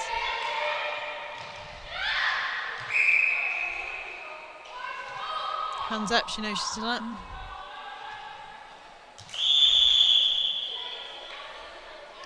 Time called there for the Republic of Ireland, which sees Anne-Marie Jenkinson going to the bench and Frances Duffy back on at goal attack. You could see Anne-Marie Jenkinson was limping a little bit on that left leg. So possibly a good time to call time and rest it if she's just carrying a little niggle. She's an experienced, as we've said, player in many sports, so she will know her body well. Yeah. And this is a 3-day tournament, so players will be keen to rest their bodies, but just a contact call outside the circle, and Roscoe taking the shot from distance, which we haven't really seen England do throughout this game. Goes possession back to Ireland. It's just got a little bit scrappy on court, hasn't it? I think we're in the final minute of this game. Oh, but then a beautiful take, but obstruction called further back. And you can see England want one more interception here. And there it is, in the form of Rebecca Rary at the back. All teams aware of the time. Oh my goodness me. And that is the full-time whistle here on our first game, with a rather large scoreline of 73 goals to 16. Yeah, I think England will be delighted with that score for their for all their girls getting their first cap, first run out at senior level here. I think Ireland will maybe be a bit disappointed They just weren't able to capitalise on some of the opportunities. The defence I thought was super. Regardless of who was in the defensive end, they were turning over ball, but it was maybe just a bit of miscommunication and just missed shots up at the other end, which sort of let them down a bit. The final scoreline did see a score of 14 to England, which was their lowest in each of the quarters. So Republic of Ireland have got to be a little bit more pleased coming off the court with that as their final quarter result. But maybe England not so happy not having kept consistently, in the high teens, early 20s. Yeah, I think there was a few more errors. Was that tiredness? Was that whenever the scoreline has blown out a bit more, and it's hard to keep that concentration? But yeah, as you say, Ireland, they've kept the momentum going, like they kept on chipping away at things, so I think they'll be happy enough heading into tomorrow's game against Northern Ireland. So tomorrow we see both of these teams take to court again. We will see England take on Wales at 12 o'clock, and then the Republic of Ireland will take on Northern Ireland at 2 o'clock. Another game coming up for you today, Wales versus Northern Ireland at 4 p.m. So lots of netball still to play, an exciting one of that. Thank you very much for commentary today, Nolene. It's been a pleasure. It's been fun, thank you very much. Massive thank you to all of our sponsors, to Netball Europe, to QTV Sports, to Antrim Forum, and all the volunteers behind the scenes that make this tournament happen at the event or prior to the event or even after the event, and for you at home for joining us. Please stay tuned. There's, like I say, the next match is going to be an absolute corker. So we will see you back here at 4 o'clock.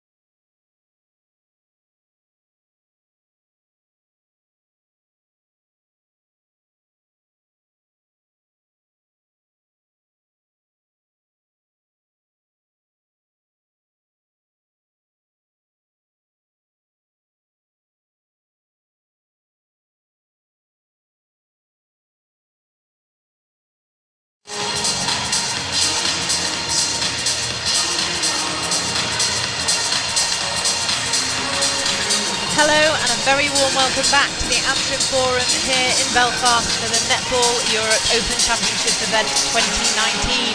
Hot off the back of an exciting year of netball so far, with the World Cup having taken place in Liverpool only a few months ago. We continue with an exciting weekend lined up for you with 8 matches, 7 matches left, full of competition, rivalry, netball at its very best. The countries competing this weekend to try and win gold are hosts Northern Ireland, the Republic of Ireland, England and Wales. I'm Natalie Pepperell and I'm delighted to be joining the commentary box for this game by Jen Slater. How are you, Jen? I'm great, thank you. Thanks for having me. Just finished playing, straight off the court, straight to commentary. Yeah, straight, no rest at all, just straight into it. I'm looking forward to it. It's going to be a great match, I think. That's dedicated netballers for you. It is. So this game shows Northern Ireland taking on Wales. Northern Ireland fresh off the back of that World Cup exposure with their new head coach Dan Ryan. Wales missing out narrowly in a place at the World Cup, but having their own summer test series with head coach Julie Hornweg. So it'll be a fierce competition, I'm sure. The last time these two teams met were for the World Cup qualifiers in 2018. Netball Northern Ireland won that 57, Wales 42. Off the back of that, what do you think we'll see today from these two teams? Yeah, I think it'll be an interesting match. I think it's going to be very close. It'll probably go score for score. It's a big match for both of them. Wales ranked 10 in the world, Northern Ireland ranked 9 in the world. I think it's 1 point between them, I hear, as well. So this match is very important for both teams. A lot to prove out there, so it'll be good to see how it goes. Bringing you the starting lineups for both of those teams. For Wales, we see Georgia Rowe taking the goal shooter bib. Chelsea Lewis, who wasn't in the summer series but is back on court for Wales, will be taking the goal attack bib. Beth Dyke, wing attack. Kyrie Jones will be taking the centre bib. Nia Jones and the captain for Wales will take the wing defence bib. Layla Thomas, goal defence. And Christina Shaw will be taking the goalkeeper bib. Their bench will be made up of Susie Drain, Lydia Hitchens, Lucy Howes, Claire Jones and Eleanor Roberts. And as we said, head coach for Wales is Julie Hornweg. Assistant coaches Sarah Hale and Jeddah Adamson. For Northern Ireland, goal shooter will be Shauna Craig, goal attack Anna McGee, wing attack Michelle Drain, centre Caroline O'Hanlon, wing defence Neve Cooper, goal defence Fee Toner, goalkeeper Michelle McGee. The bench for Northern Ireland is Lisa Bowman, Kira Crosby, Frances Keenan, Lisa McCaffrey and Rebecca McCulloch. Head coach for Northern Ireland is Dan Ryan and the assistant coach is Claire Winning. So looking at those lineups, Jen, there's such experience across both teams. I mean, Michelle Drain is well versed in the Super League. Caroline O'Hanlon is also a stalwart and has played many international games for Northern Ireland. And then the opposite side, you know, you've got Kyrie Jones, Nia Jones. Chelsea's been there for quite a few years as well. And I was interested to see the number of caps for each player in each team, and they've got quite similar in a lot of girls have got lots of experience, but then some new girls coming through with not so many caps. And they're quite similar in that area for both teams. Lisa Bowman back in the team for Northern Ireland. She was injured so couldn't take part in the World Cup, so she'll be looking to make a mark on this game, won't she? And she'll be a great inclusion. She's got great experience. She's played in these big games before. I think she's gone away and come back a few times now, so I think this might be her second or a third time coming back. She's had a few kids as well in between there, but I think she's a great addition to the team and great support for them if they needed to come on. Both of the teams featured in the Commonwealth Games in 2018. They didn't compete directly against each other in the Commonwealth Games, but in a friendly leading up to that, Wales just took the win over Northern Ireland. So it's really tight, isn't it, both ways? Oh, so tight. It's very hard to predict how this one's going to go.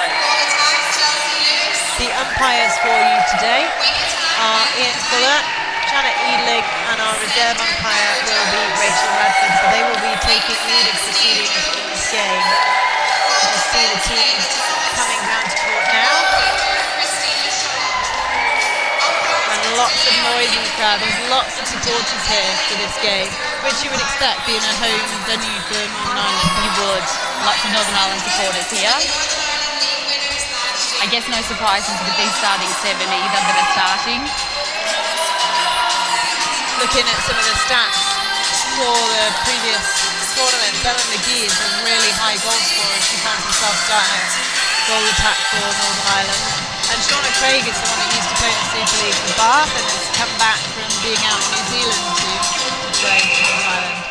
And it may come down to the goal percentage and the accuracy in this game. So Northern Ireland get us started. Looking to try and get that ball forward. Michelle Drain draws the contact. Nice quick offload. Nice movement of the ball there with Northern Ireland. Wales are doing a great job to make it very crowded in there. Unforced error there. Put the pressure on from Wales. Shaw and Thomas, quite a young partnership in defence for Wales. Thomas is still under 21 eligible and Shaw was under 21s last year. That was a great intercept there by Caroline, right when they needed it. It'd be nice to get that first goal, settle the nerves. It was their centre pass. There's nothing worse than starting with a centre and they're not getting that first goal. Jones finding lots of space, pops to Rowe.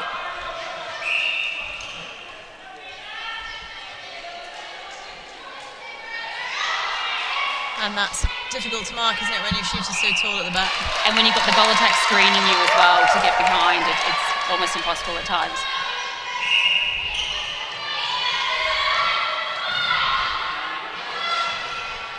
See, Wales is really filling up that third line. It's almost like they're playing a zone and making Ireland really have to work hard to get the ball through. And we have a turnover there.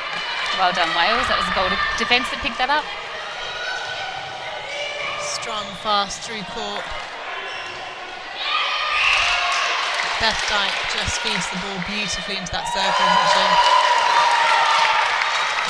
It's an early turnover there for Wales. This will see them go 2 ahead if they can convert the centre pass.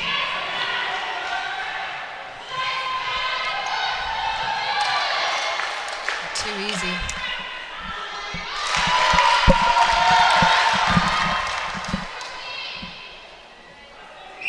O'Hanlon with the ball.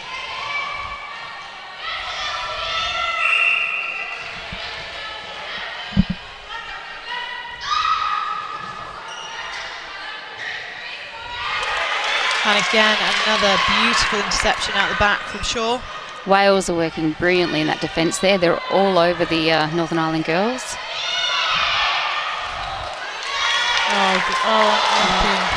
It was unlucky for Northern Ireland there because they'd forced the loopy ball and were unable to get that.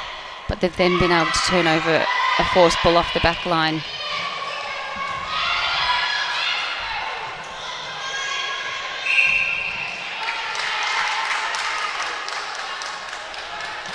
Nice pop out the top there for McGee. Oh, and Craig sees her at post. Lovely opening up that ring, splitting those defenders and pass straight under the post for Northern Ireland.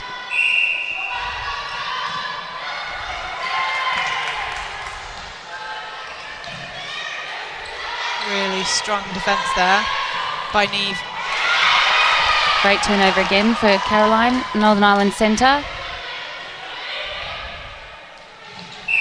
If they convert this, this will take us back to goals on centre pass.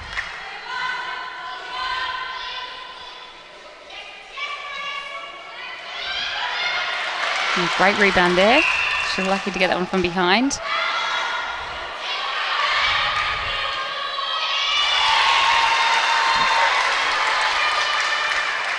And we're back on at centre pass goals. The depth that Niamh gets on that back centre pass is lovely, isn't it? Yeah, brilliant. Great take for the centre for Wales. I think that both teams just need to settle a little. There's a little bit of urgency that they may not need. I know it's the start of the match. They just need to calm it down slightly.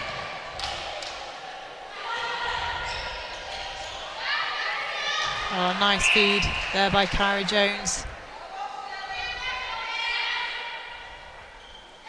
Good shot there by Chelsea Lewis. And they turn over the Northern Ireland centre pass again. So Northern Ireland do all that work to get it back and then give away their centre pass.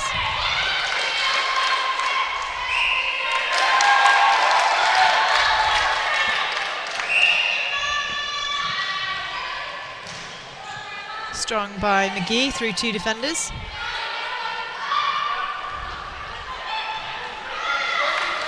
Drain not happy with that feed, opts to go back and recycle.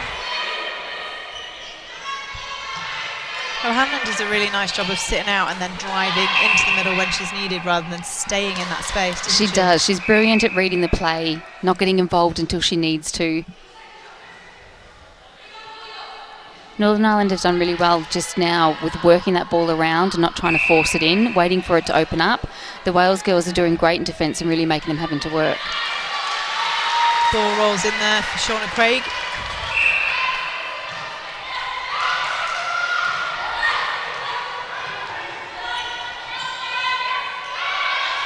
Oh, well kept in there by Georgia Rowe.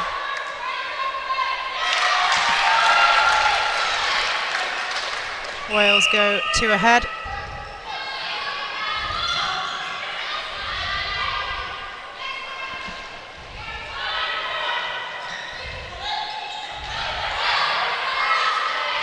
And again, that defensive pressure by Wales just forcing Northern Ireland to recycle.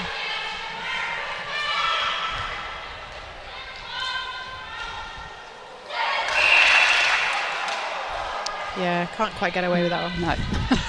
I could try. You got to try it.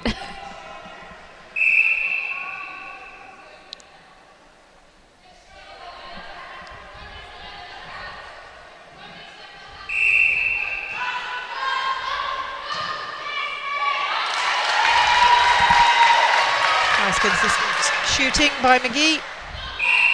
So we're 5-6 with Wales still up by 1 in their centre pass. They seem to be getting it in quite easily, or easier than, say, Northern Ireland. I guess it helps with a tall goal shooter. That said, Northern Ireland just got a great turnover there. And is that the structure of the Wales attack, or is it the structure of the Wales defence, if that makes sense? So is the defence making it harder for Northern Ireland, or is the attack just nice this side? Yeah, I think Wales are doing a brilliant job here in defence. They're really making Northern Ireland work hard. They're all working together as opposed to sort of just working by themselves. It's really a unit down there. They're crowding the top of the circle and the top of the third, so that Northern Ireland's sitting out on the outside of the third. And where they want to run into is where the Wales girls are standing. So they either need to go up and stand up on them to then run off them, or have someone just run straight through the middle to open that up. And I'm sure their coach Dan will know that and be able to identify that and give them some feedback. It's like the competition of the 2 Australian coaches, isn't it? It is, isn't it?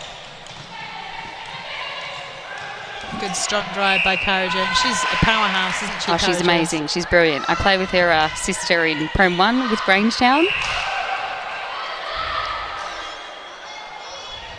It's actually a very exciting matchup between her and Caroline O'Hanlon. Oh, brilliant, isn't it? They've both got years of experience. Both great players, both steady players. You know you can rely on them. They'll get those intercepts when you need them.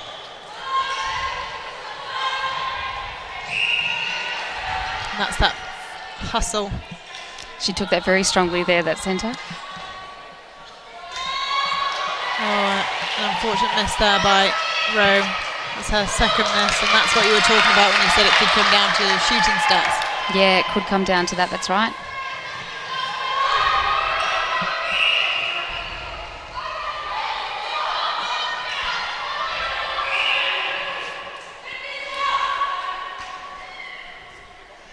Just calls from Jones, captain at the back, telling her team just to settle. Again, that's another miss for Wales. 2 in a row. Let's hope it doesn't come down to that for them.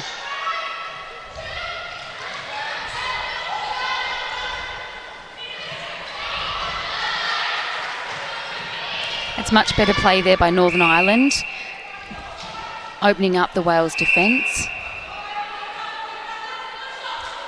Craig's got good vision, hasn't she, at the back, and when to come out. Oh, but saying that, great tip there by Christine Shaw. She read that beautifully.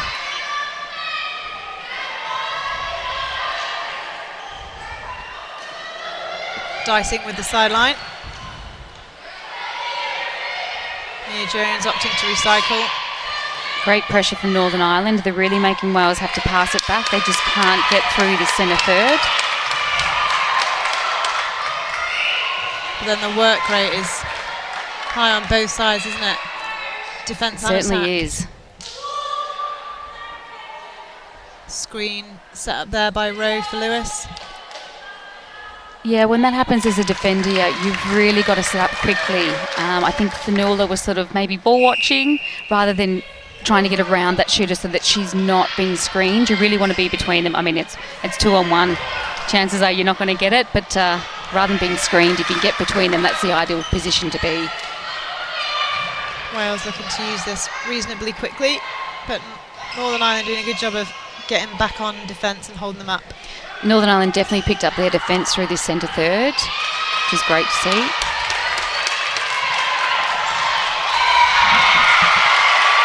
And that forces that pressure, doesn't it, for the long ball? It was almost on, but yeah, just not quite. Golatak really should have turned her body the other way then. She was turning into her defender, and that's why that defender then got a tip. And as we see, there's a turnover.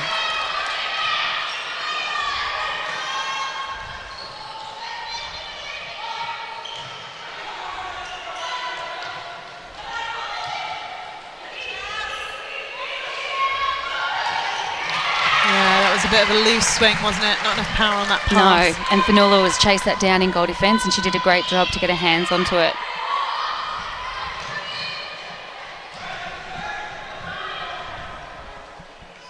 Tona signed for Bath Super League this year. She was with Pulse last year, I think, as well, wasn't she? Yeah, lots of people talking about her. In a good way. In a good way. I was going to say Sorry, that. I assume a good way, yes. Yeah, looking forward to the Super League starting this year, and there's quite a few changes that have been going on. Yeah, some of the Welsh players moving over to Seven Stars as well. Rowe was there last year, but sees Mia Jones and Beth Dyke head over there. But then Layla Thomas, who was at Bath, has come back to Dragons. It's all changing in all the Super Leagues, isn't it? Yes, quite a lot of changes.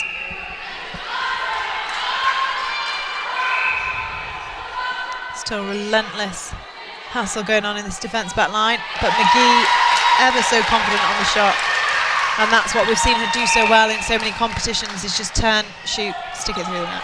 And it's really great for your team when you work so hard to get that ball into that goal ring and then they just put it straight through. It's just so nice and settling, and it's great to see.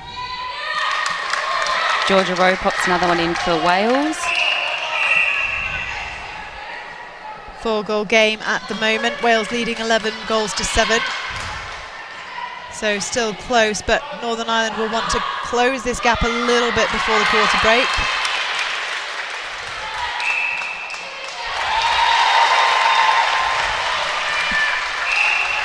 There's 2 minutes left to go, and it looks like Wales would like to get another couple of goals on the board. They're rushing that centre pass to get back. Northern Ireland really holding them up again in that centre third. They're doing great. Oh, well done, Fionnuala Tona. Great to come through and read that intercept. And that was all that pressure, wasn't it? It was. And the Wales girl was standing still for the ball. You just can't stand still and ask for it. Unfortunately, they've thrown it off the back line. They did all that hard work.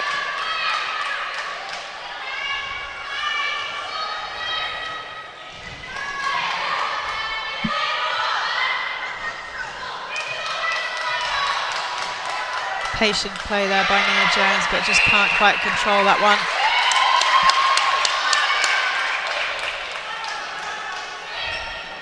Good decision there by Great decision. Drain.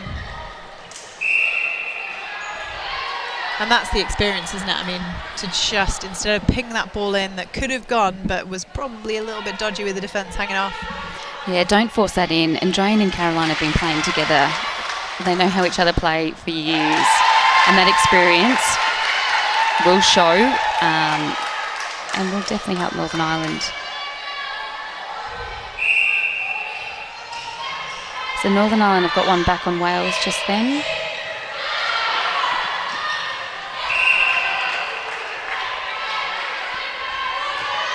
There's not much time left on the clock. And if Northern Ireland can get this goal, then we're 1 goal within it at quarter time. Great shot. They do. And Northern Ireland really need to stop this centre pass for Wales and hold it up. If they can keep it with just 1 goal between them, it'd be great to go into the second quarter. Nice ball there by Lewis. Great ball. You can't stop that. Straight into Georgia Rowe. That height, right on the siren. 2 goals in it. Wales lead 12 goals to 10. Was that what you would have expected to see from the start of this game? Yeah, I guess it was. I thought it would have been quite close. Wales did get up to 4 goals lead, and then Northern Ireland did great to come back and pull it back by a couple of goals there in those last 2 or 3 minutes. And that's really great for a team to be able to do that when it's the last 3 or 4 minutes, to put a bit of pressure on, pull back a few of those goals. Potentially maybe a bit low scoring for this level? Yeah, definitely. But I think it shows how much I think teams are developing on their defence and their forecourt defence. And I think it goes in cycles where it changes from being an attacking game to a defending game. And I think at the moment with netball, it's a lot more in the defence type of a game. Well, from both those teams, I thought the defenders were doing great there. I really think Wales started well, and then Northern Ireland picked it up through the middle of that, and then Wales sort of picked it up again. So it went back and forth a little bit, so we'll see how it goes. I'm not surprised with 2 goals between it. And ultimately, that's what we predict we're going to see a lot during this game, isn't it? Swings and roundabouts and going one way and then going the other way, and it's going to be who holds their nerve all the way through. Yeah, definitely. It'll be interesting to see if they decide to make any changes, leave it, what they're telling the girls at the moment, and to see what they come out with for the next quarter. If you were coaching for Wales right now, would you make any changes? What feedback would you be giving them? I probably wouldn't be making any changes. I mean, they're 2 up. Why would you? I would be talking about their getting through the centre third. Northern Ireland started doing a zone on them in the centre third, which is what Wales has been doing on Northern Ireland in the attack third. So they should know how to get through it. Well, they will know how to get through it. They definitely do at their standard. You're either standing up on them tight, man to man, to then run off them, or you're running straight through to drag some players. I think Wales got a little bit static there when that was put on them, and they were just standing around asking for the ball, and you just can't do that in this level. You need to be running through the middle, attacking the ball, re-offering, getting out of the space, getting back into the space. So I'd probably leave Wales, I think. And if you were done, Ryan, with Northern Ireland? I'd probably be leaving it too, I think. I think Northern Ireland was starting to get to pick up. They were starting to get the ball rolling as such, and work it out a bit more in attack. They were doing great, as I've just said, defending through the centre. It's hard when you've got a tall goal shooter to defend with Georgia Rowe, but I thought they were getting better with the defenders in the ring as to, okay, we're going to double team her. So I'd probably leave it, I'd say, for another quarter. You might give it 5 minutes the start of the quarter and see how it's going. If there's not much changing, they might make a change then. What do you think? I'd stick, I think. I'm the same as you. But be interesting to see what happens. Like we said, it's 12 goals at the minute. Wales lead by 2, but as far as this game has shown, that's nothing. Anything can happen. Oh, long way to go, isn't there? Still a long time. As Wales come back out, our predictions are correct. The team stay as they were for the first quarter. Julie Hornweg opting to stick with her side so far. Pleased with their performance. And Northern Ireland coming back out as well. Can't see any changes there as of yet either.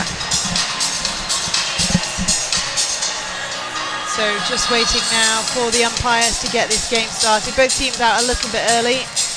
They're ready to go. They both want to win. It's a Northern Ireland centre pass. Carolina Hanlon gets us underway.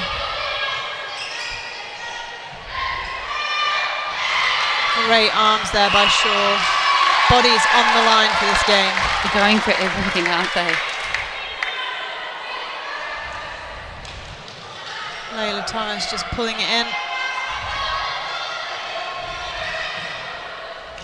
And that was the draw that you were talking about. Beth Dyke came hard through the middle of that zone, didn't she, to draw those players. Drag those players and then create space. Great intercept there by Fanula Tona. Oh, and hands. It's twice now they've been down and thrown it into the Wales' hands. Nice by Chelsea Lewis, just changing up that timing calms it down a little bit, doesn't it? She's great with that too, with really switching up the timings. Great screen by Chelsea, so the pass can go straight over to Georgia Rowe. A goal for Wales. And off the Northern Ireland centre pass, this gives them the opportunity to extend that lead back to 4, which they got to in the last quarter. Tona says no.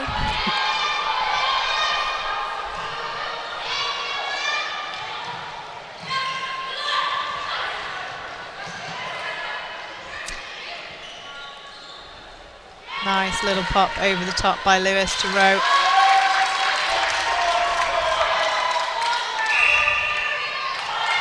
You see Wales doing a wall there on the Northern Ireland centre. But Northern Ireland seem to get through that easy enough, which is good to see.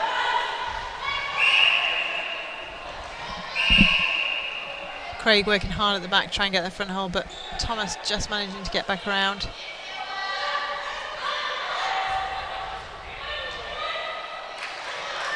Oh, well kept in, Craig. A nice pass.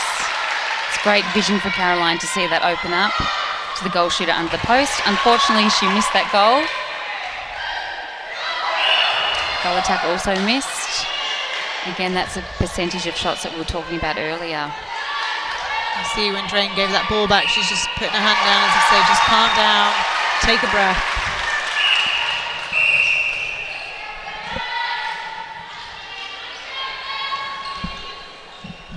Space on the edge by Jones. Kind of missed down the other end, but in the hands of Rowe, it goes in through the net. So a bit early nerves maybe with our shooters. Maybe. Northern Ireland centre with 4 goals in it, Wales up. Craig opting to go back. McGee through the middle to create the space. Pocket and in. That was much better play by Ireland. A great drive for McGee through the middle to open up the defenders. And then they're able to set up a triangle. It went to Caroline in the corner and then to the goal shooter under the ring. Michelle McGee, the other sister at the back.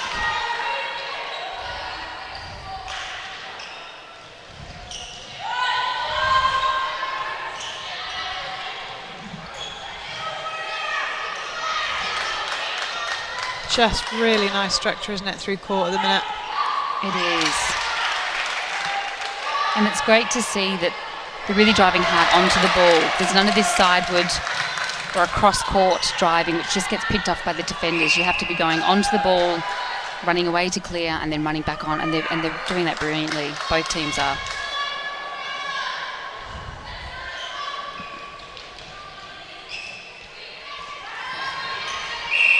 Little tussle there between Lewis and Tona.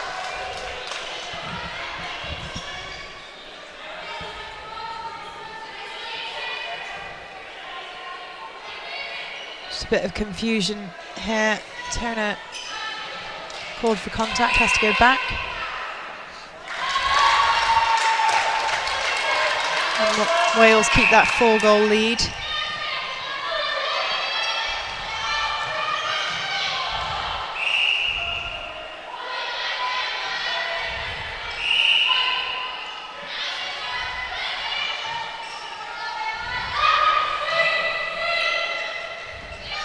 Oh, nice screen there by Craig.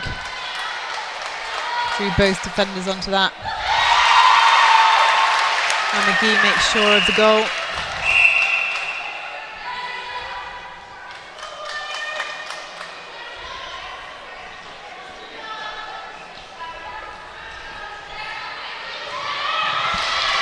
Just miscommunication there. Northern Ireland sweep it up. This is that whole court defence that you were talking about before. It was. And great drive there from Neve to open it up for Northern Ireland.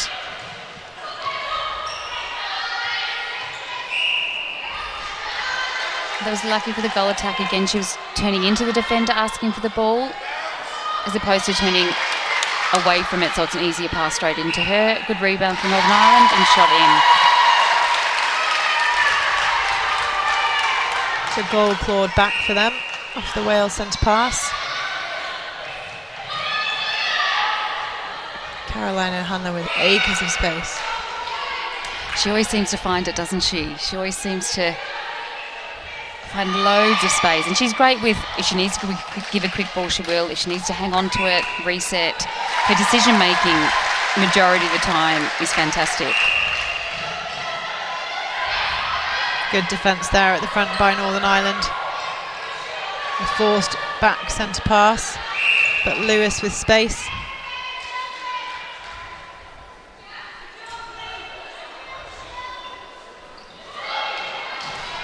And a nice little pop over the top to Rowe. Which means we stay now with a 3-goal game.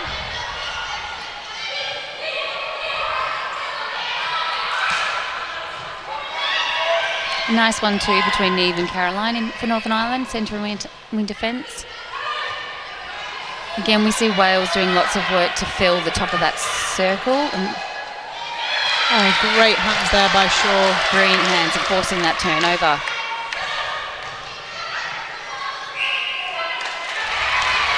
Yeah, that was a bad one there. Unforced error for the goal defence to step when they had that ball and they'd done all that work for that turnover. Oh, well nice done. tape.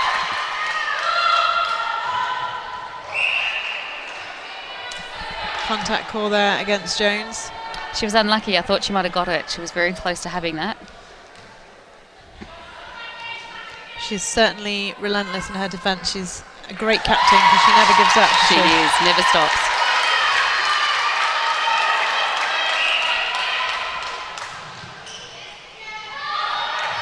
So there we see the Wales girls dropping back, the wing attack and goal attack, and allowing their defenders to come through to get that first centre pass. Nice to see them mixing them up and trying different things. Oh, McGee nearly read that so well. She did.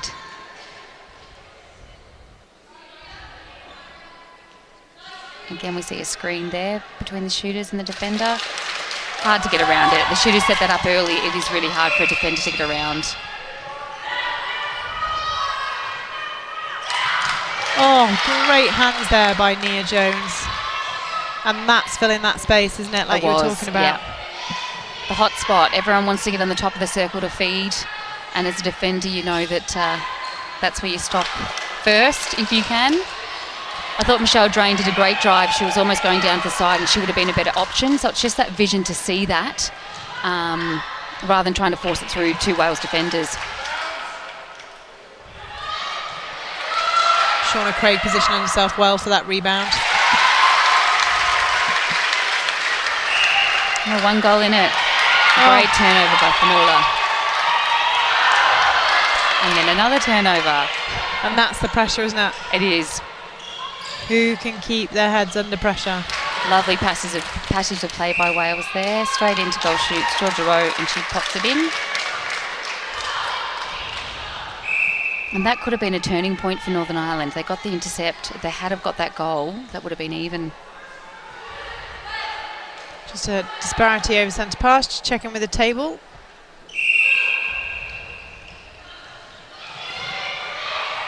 Oh, great force long ball. Which means Nia Jones goes up, gets her hand to it, pulls it in.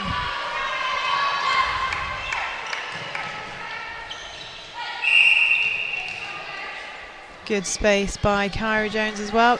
She got great space there. Great driving across the top of the circle. Don't forget, if you are watching at home and you want to get in touch with us, please do on social media via the hashtag NEOpen.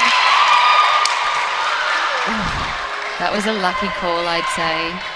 The crowd aren't too impressed with that one. Georgia was holding quite well, but I thought the defender did quite well. I thought she almost had that. I might be a little bit biased to defenders being a defender. Pulls Wales back 2-3 with their centre pass. This could take them back out to 4. We are seeing this lead swing big and then small and then bigger. Sarah Powersland on Twitter. Glad to hear you are watching. Thank you for your lovely comments. Great turnover by Caroline for Northern Ireland. They're looking strong as they bring it straight through the centre third and into their goal third.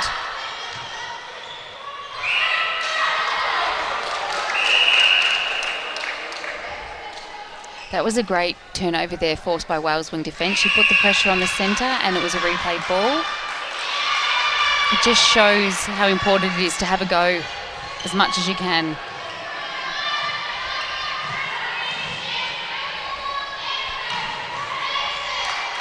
And it's nice to see them as Nick going, and then when they're not used, clearing back out and then going again. The re-offering, it's something that you've definitely got to keep working on. Great pass there. Goal shooter opened up under the post, straight in. And we've got 4 goals between it, Northern Ireland centre.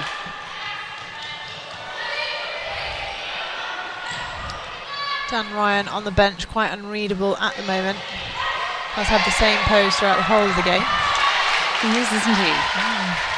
Very calm and collected. And he hasn't been with Northern Ireland for that long now, has he? He's quite new to that role. I think he started before the World Cup.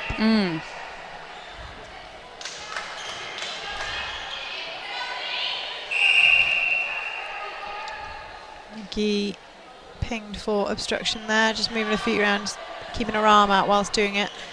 It's good movement, but she just needs to keep those arms down. It was good movement, yes. Especially when you're a defender playing on a taller goal shooter. You've got to think about moving on her to even just put off the pass so that the pass coming in isn't 100% and you might have a chance at it. McGee will get another attempt at that one. Good shot.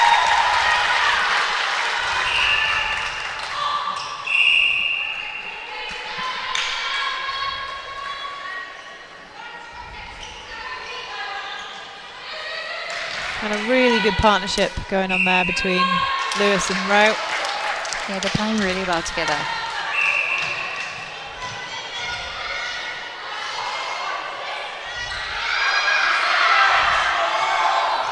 Good pressure there by Wales. I'm finding we're getting a lot of stopping and starting in this quarter. Not saying it's the umpires or anything like that, but just the girls aren't as tight with their defending or their obstruction, and there's stop-start.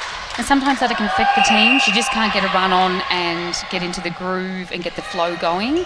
So I'd like to see that tidy up a little bit for both teams, I think. Oh, Toner a bit unlucky there. She did a great job of covering Lewis. But just pinged for being too close to Beth Dyke. We stay with a 4-goal game. Oh, well read there by Nia Jones.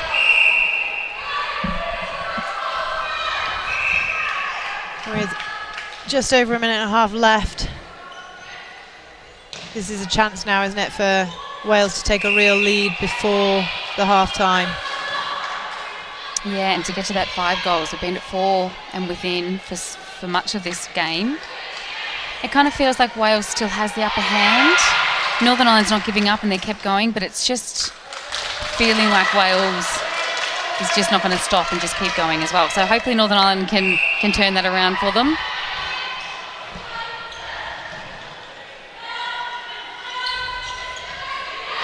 Oh, well read, Toner. Well read. She read that early. Oh my goodness me. It was quite obvious where Georgia Rowe's goal shooter was going to pass that. Her whole body was facing that way and she only looked to pass it to her wing attack. So it was quite easy for Fionnuala to read that, and she did very well to pick up the intercept. Nia Jones have just been given a warning by the umpire.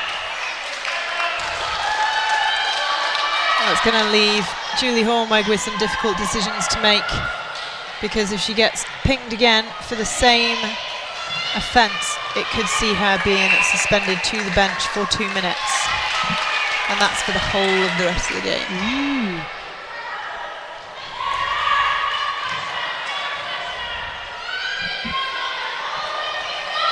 Just a few seconds left on the clock.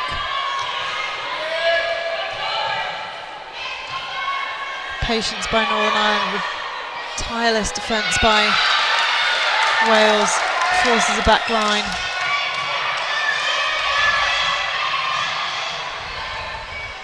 Great space there by Lewis. I was going to say Wales don't need to force this unless it's straight into their goal shooter who can take that great pass.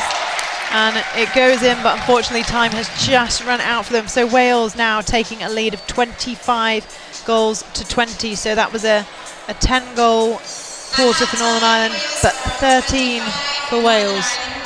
Yeah, they did very well. So up by 5. Sorry, it was only 2 goals, wasn't it, at the first quarter, and now up by 5 goals. Interesting quarter, to say the least. I thought Wales did very well. I think they deserve to be the 5 goals up. There was a couple of missed shots from Northern Ireland, and it'd be nice to see them maybe improve in that area if they can. So we will see Wales opting now to go off to the changing rooms for quarter time. Looks like Netball Northern Ireland are staying where they are. We're going to say goodbye to Jen just for 10 minutes, so don't run too far away, and we are going to welcome Kath Lewis, who is the current chair of Netball Europe, taking over from Lynn Carpenter, very new to the role. She comes with a wealth of experience as the chair of Welsh Netball as well, so we can have a very, very interesting conversation. How are you, Kath? Really enjoying the netball. So excellent, really enjoying it. Are you enjoying it? Yeah, good game so far. Yeah, really, really close. Excellent for European netball that we've got 4 teams in the top 12 of the world. It's absolutely exceptional performance. And this match should just go either way now. But really nicely contended, very competitive. So interesting second half to come. So you've just started off, taking over from Lynn Carpenter as the chair of Netball Europe. How is that for you so far? Well, obviously, sort of tall legs to fill for a short Welsh person. Lynn did an exceptional job as chair for the last 13 years, and she's now the INF director representing Europe for us. But so far, so good. I've been lucky enough to sit in the management board for a couple of years, so I understand the sort of the workings and the mechanics of Netball Europe and our ethos. So it's just building on that now. We've got some new directors coming in. Everybody working hard to just further netball in our region. Because Netball Europe isn't just about these competitions, is it? No, it's, we've got obviously all the age grade competitions that sit underneath, but we've also developed our coaching facility, all our umpiring. It's lots of development for us, and we're very keen to ensure that we've got consistency and high performance throughout all our countries. And there's been a huge development area as well, and we've recently sort of grown our numbers by at least 2 countries the last couple of years, so we are growing and rightly taking the centre stage on international netball that we deserve, building on England's activities this year, which are fantastic. And this is being live streamed out across many areas. It's on all the different Facebook pages. Yeah. How important is media in terms of getting netball out there? It's hugely important. It's the largest female team sport within the UK, within the European region, so it's extremely important that we can live stream as many of the tournaments we can. It's expensive to do, and we really would like to, anybody want to come and sponsor us, we're here with we've got fantastic ambassadors of female sport and athletes who by and large are still amateur, and combining studies and education and work, and so it's really important that we produce and show these role models off to our region and across the world, and it's fantastic exposure for them. And just thinking back to the first live streaming in 2015, it was a reasonably quiet arena then, a few parents, a few friends, but nothing compared to the levels of support we get now actually in the arena as well. Yeah, that has really grown exceptionally well. And I think it just highlights that males and females recognise netball as a very competitive and skilled sport. And it's good to watch, it's exciting, it's short, sharp. We've just seen the first half now. We've had lots of activity, lots of physical contact, really, really competitive. And I think that the fact that we've now got such a mix of people wanting to watch it, even if they've never played it, they're very interested in watching and supporting. And I think that just shows the female sport's got a lot to offer, across a wide range from development through to elite. And we're not taking the back seat anymore. We really are pushing forward for equality in all levels. So how many, we see this event, how many people does it take to put together this kind of thing? Well, this particular tournament is hosted by Northern Ireland, so they bring their huge amount of volunteer and their small workload of paid staff into running it, and then layered on top of that is the Netball Europe volunteer staff. So I would say probably about 20 to 25 people are in the back running all of this. So it's lots of activity, and of course you've got your volunteers for your ball girls, people prepared to sell programs, people prepared to clean up, ice baths, you name it, it's all covered off, you know, and all by volunteers by and large. Because 25 doesn't actually sound that much for this, you know, this kind of event. Yeah, well, I'm here today obviously as Netball Chair, Europe Chair. I'm also the Chair of the Appeals Panel, and I'm helping the competition manager, so I've got a couple of roles going on, and everybody is multitasking. And didn't I hear that you were pumping up balls yesterday? Oh yeah, not very well, but I certainly was. Electric pump, yeah. Fantastic. So moving forward, what's, you know, anything big on the horizon for Netball Europe? Obviously we've got a number of our challenge competitions as well as our open ones, but some of the biggest things for us now is to make sure that we provide competitive matches for ranking matches for all the countries that we've got. We've got Commonwealth Games coming up within the next two years, and it's important now for our countries to get the ranking points they need to get to qualification stage. You've got to be in the top 12 in the world to get into that tournament. It's a massive tournament for us. We were looking at the rankings beforehand. For this game in particular, Northern Ireland sat at 9th, Wales sat on 10th with 1 point between them. Yeah, I mean, the rankings are important, obviously, you know, 9th and 10th, but here it's the actual points that they've got. It's just a wafer thin between them. So both of these teams are going to be pushing the second half to get that win. That win is vital for them, to make sure that they maintain their position in that top 12 in the world. And so top 12 means they get to go to the Com Games. Yeah, it's 12 teams are allowed to participate in that tournament. The host country goes, so they're going to be in Birmingham next, that's England, and then the next 11 in the world get to go. So all the European countries that are in contention want to be there in what is essentially another home games for us. Gosh, it's tight. It's very, very tight. It's quite scary stuff, I think, but fantastic for European netball. It shows that we really are pushing as much as we can. Fabulous. Well, we're all very grateful for all the volunteers at Netball Europe and the volunteers in Northern Ireland that have made this event possible, and really hope you're enjoying it at home. Kath, thanks so much for joining us. Thank you for having me. I hope you enjoy the rest of the game. Yeah, hopefully Netball wins.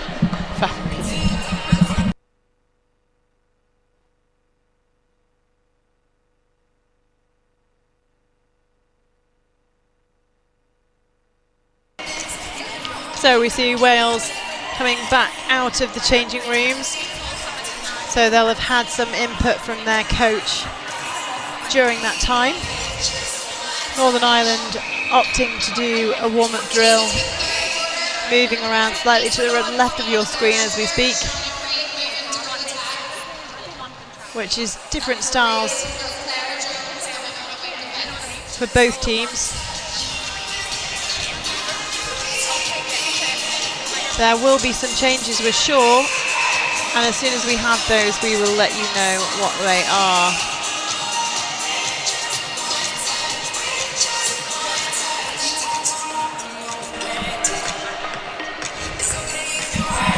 Looking so far at the Welsh team, there is definitely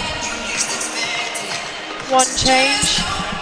Nia Jones, who was on that warning, seems to have gone to the bench, and Claire Jones has come on in her place at the wing defence position. Claire Jones didn't take part in the summer series because she had injured her hand.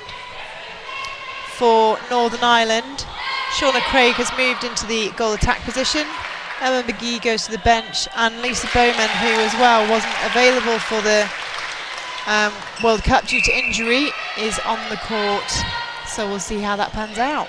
Yeah, not surprised to see those changes. I think Northern Ireland did have to make that change in attack. You're down by 5, you're down by 2 at the first quarter, and you haven't pulled it back. You do have to make those changes to see if you can turn that around. Northern Ireland get the same defence, which is interesting to see. They were doing great in there, nothing against that at all, but just, the same.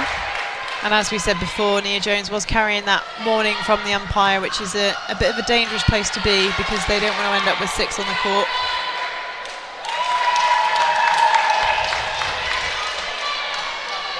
And a great strong start for Wales. If they can convert this, they go 3-1 ahead straight away in this quarter. So almost starting where they left off.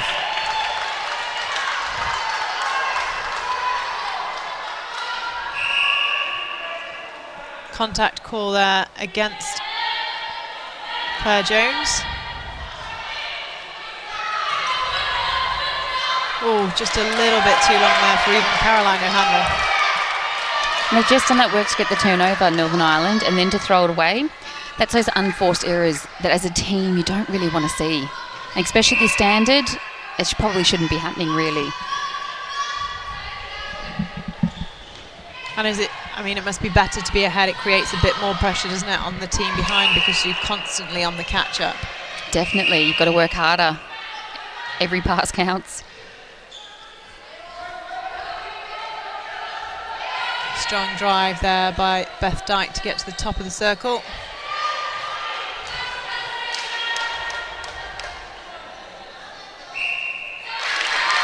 And Chelsea Lewis does finish it off. That takes them 28-21, so a strong start so far. See if Northern Ireland can bring themselves back, and they need to start by converting their own centre pass.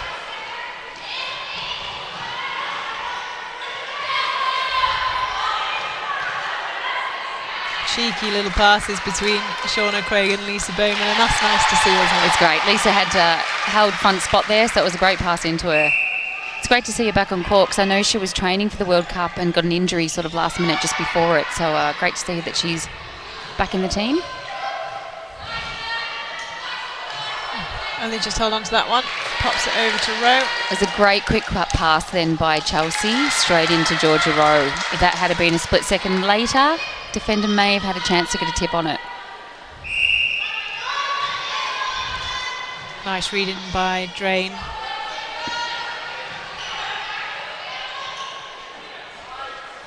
And on one foot, Caroline O'Hanlon still has super balance.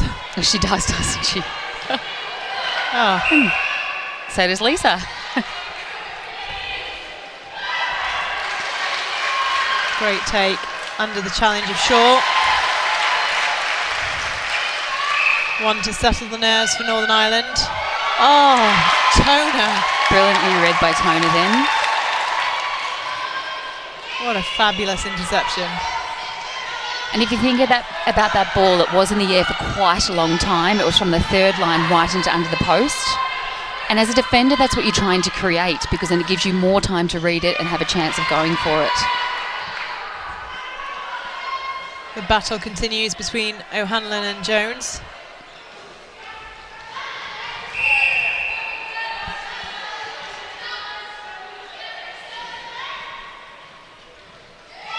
Oh, Shaw and Thomas.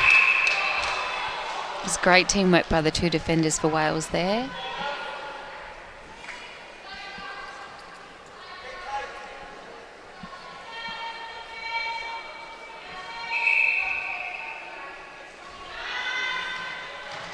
And Lisa Bowman does that really well, doesn't she? She's very good at knowing where the space is, holding and she's it. Brilliant at holding. I've played on her a few times and she's very good at that hold.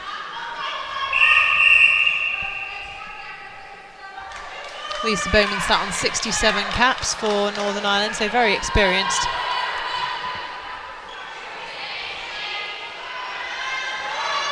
Oh, beautiful pop over to Craig. Made it look like she was going to shoot. Playing her team back into this game.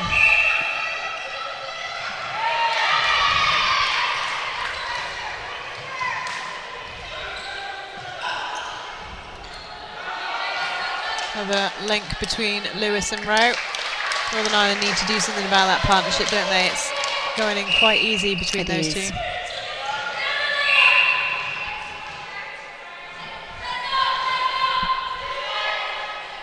The captain, Nia Jones, may be off the court, but she's definitely still there in voice.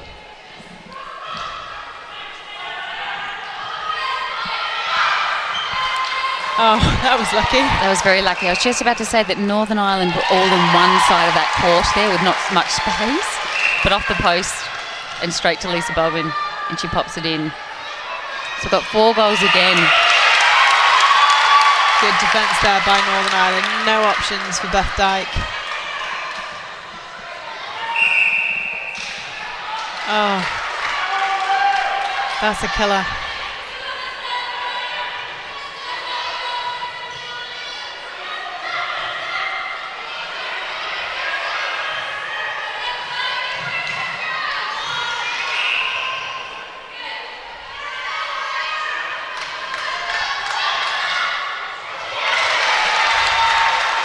Goes off the back line for Wales. Northern Ireland throw in. Great drive through the middle from Michelle Train. Shout out to Llanwyd walking netball. A lead for Wales, but only 5 points in it at half-time. Come on, Wales, you can do this. Great shot there by Lisa Bowman. They needed that one. That's the breaking Wales centre, and it's Northern Ireland centre now. 3 goals in it. And this is that roller coaster of scores again. Oh, Kyra Jones. That was brilliant. Northern Ireland went back to the defender and then were looking to pass straight down to the wing attack, and for Kyra Jones to pick that off and not step and keep the ball given to her Wales player was amazing.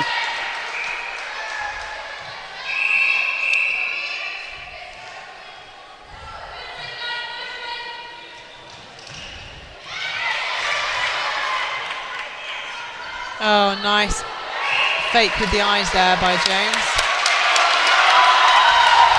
But Northern Ireland come out with the ball, and I would say that we haven't had any tweets for Northern Ireland, but I think it's because they're all in here. Probably. It's quite loud at the moment when they get a turnover. It's very loud. It's great to see. Oh, lovely looped ball. Oh, Bowman with the layup. Now that's just fancy. Yeah, she saw the space and she used it. She did very well. And if anything's going to get the crowd behind you, some little tricks like that definitely will.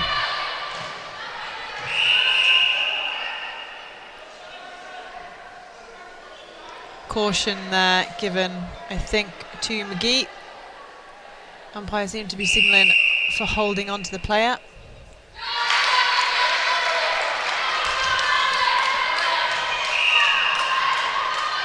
Just 3 goals. Oh, great change of direction there by Craig. Nice little pop over to Lisa and straight in. And again, that timing so important. The first ball would have been intercepted, but she just waited and then sent. Definitely. See a change here for Wales. Beth Dyke is heading to the bench. Susie Train is taking to court in her place. Susie Train has many caps under her belt, over 100 caps. Yeah, it was interesting to see that they've called that change. Wales still up by 2. Now 3. Georgia Rowe just pops in another goal. But it does feel like Northern Ireland's trying to come back, doesn't it? There's a real, with that change they made, as though they're trying to get there. I know there's still 3 goals within it, but maybe that's what Wales was feeling and decided that they need to make a change in their attack. Julie Hornberg, a very experienced coach and a brave coach as well. She won't sit back and watch. If she needs to get involved, she will.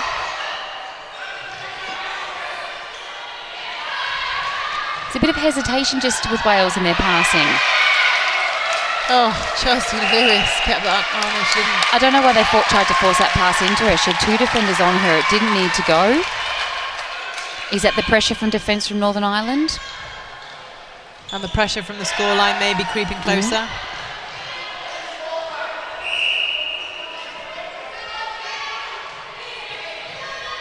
Certainly seems to be a little swing in momentum here, doesn't it? It does. Oh, lovely.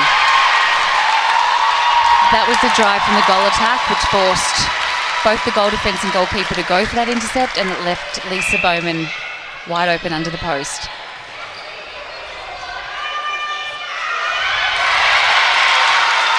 And those passes that were falling so well before between Lewis and Rowe suddenly seem to have come apart a little bit. That pass just didn't even look like she thought it was going to go. She's like, I might throw this and see if Georgia Rowe can get it, but it was no confidence like what they were doing in the first 2 quarters with their passes into her.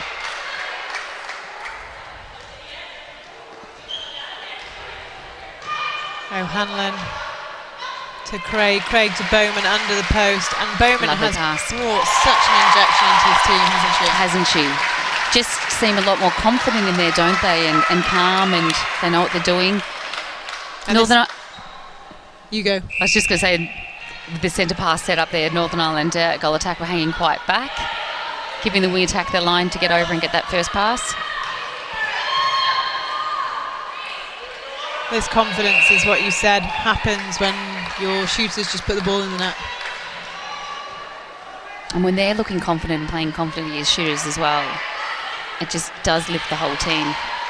Lisa's asking for that ball. She wants it. She wants to take it. She wants to put the shots up, and she's doing great at that. We have a 32-goal game. And we see 2 changes now for Wales. Chelsea Lewis taking to the bench. Eleanor Roberts coming on in her place. And Nia Jones comes back on. Claire Jones to the bench. So big responsibility on the shoulders of Nia Jones now to make sure that she stays 100% clean. Yes. And Eleanor Roberts, entry to the game, good in working the front of that circle, opening up row. So just maybe something to change up that circle because they were struggling. Yeah, they were struggling. It's always good to have a change. A change is good. But Bowman just on fire at the other end. She came on ready to play, didn't she? She bought her shooting boots.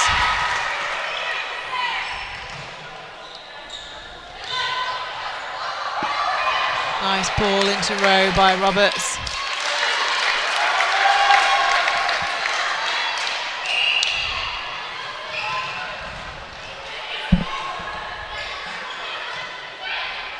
Oh, and another super feed by Drain to Bowman.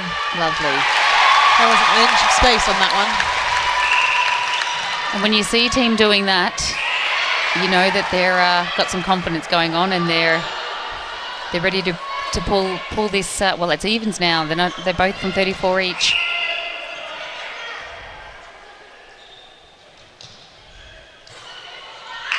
Nice again by Jones. Rowe makes sure she sinks that.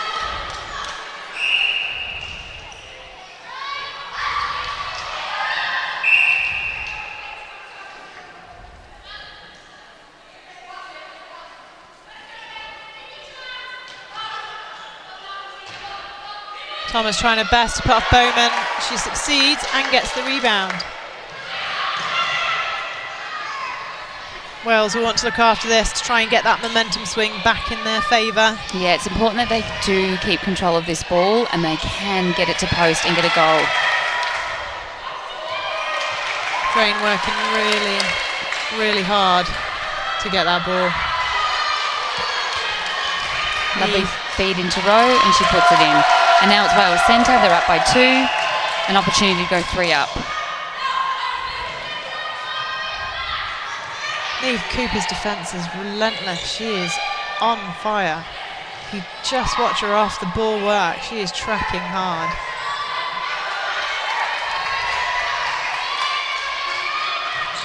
And it's even that if she's not getting the ball, she's there with her 3 feet with her hands up. It's not an easy pass straight over her head or anything like that either. Wales back out with the 3 goals.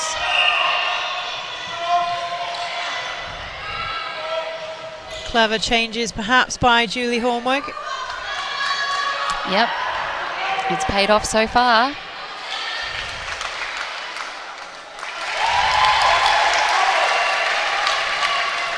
Just under a minute left.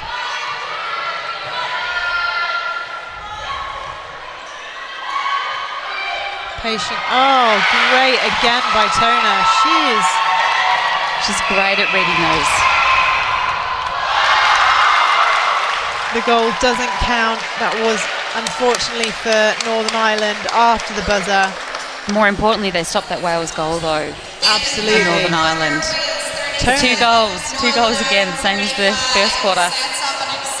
Wales are on 37, Northern Ireland 35. Oh, this is exciting, isn't it? It's exciting. So with all those changes for Wales, no changes during that quarter for Northern Ireland. What are we going to see next? I kind of think they're going to leave it. I don't think Northern Ireland will make any changes as they pulled that quarter back by a couple of goals, 3 goals from half time. I think they will leave it that way. And I think Wales might leave it the same way as well.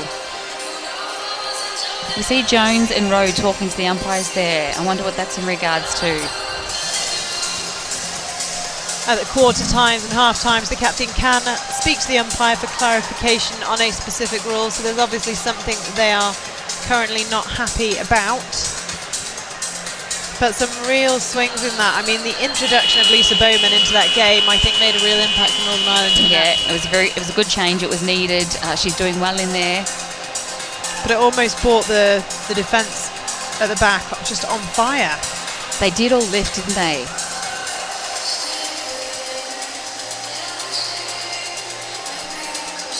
For Wales, obviously, Nia Jones coming back on, Susie Drain coming on at wing attack, Eleanor Roberts coming on at goal attack. All impact changes, do you think, or do you think you would have I think it's a bit of left them tactic as well, maybe just to slow down the play. Northern Ireland were getting a little bit of a run on, they're building that confidence, and as much as you can interrupt that, maybe. And as we said before, both of these teams are really close in their ranking points. Wales currently sat on 10th, Northern Ireland sat on 9th, but when you look at the points that separate the teams, there's only 1 point between them, so this game could ultimately allow Wales to leapfrog Northern Ireland. Yeah, definitely. It's interesting because I hear they're talking about rolling subs, changing rules and having rolling subs, and that was a little bit what Wales was essentially doing then. And to see how that's going to change the game, whether it'll work or not, time will tell, we'll see. But it is a good tactic if you need to slow down a team if they're getting a run on, break a bit of confidence. So currently, to change anyone on court, somebody needs to be injured, so they need to ask the umpire for injury time. Umpires can ask what that injury is, but as they are not trained doctors, they do have to allow it, and that's where the rules potentially could look at changing. Ooh, controversial. I'm sure they're all injured when they call time. We always are. Wales back out nice and early. They are wanting to take this game, and I think that's probably a sign to the opposition that they are wanting to take this game. They are not messing around. They're back on court, ready to go, and no changes from the line that finished that game to pull back out by 2. And I think this first centre pass will be important for either team. Julie Hormoig, the coach for Wales, is on her feet, giving her last input to Kyra Jones. She'll be keen for this as well. Obviously, Wales a bit wounded from not being in that World Cup after losing to Northern Ireland at the last Netball Europe. Obviously, that was before Julie Hormoig's time. So they will be looking for some revenge. Some form of revenge, I'm sure, in a clean netball way. Yes, of course. Northern Ireland have kept their same lineup as well. No changes for them coming back onto the court. And it's their first centre. They're starting with the ball. So, which team can hold their nerve? Which team can keep their structure? I would say probably doing what their coaches have asked for and see out this game. And we already have a turnover. Wales pressure in defence, and they've forced an unforced error.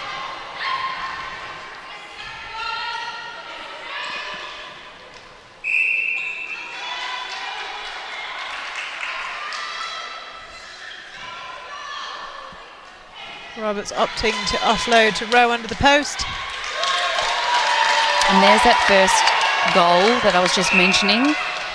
Wales have been able to break Northern Ireland's centre pass, and it's now their centre. I think Northern Ireland will probably feel a bit hard done to by that. The structure was good. It's just an arm out before the intercept causing the obstruction. So the structure's there. They've just got to be 100% clean on it, haven't they? They do. Michelle in wing attack, driving hard across that centre line for that centre ball. Her work rate is amazing as well. She just never stops.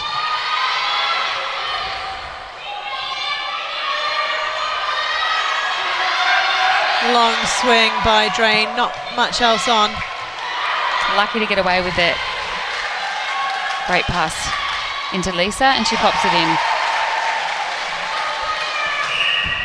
Early work rate there by Susie Drain to get over the line. Oh, Georgia Rowe just missed that beautiful drive by Eleanor Roberts under the post.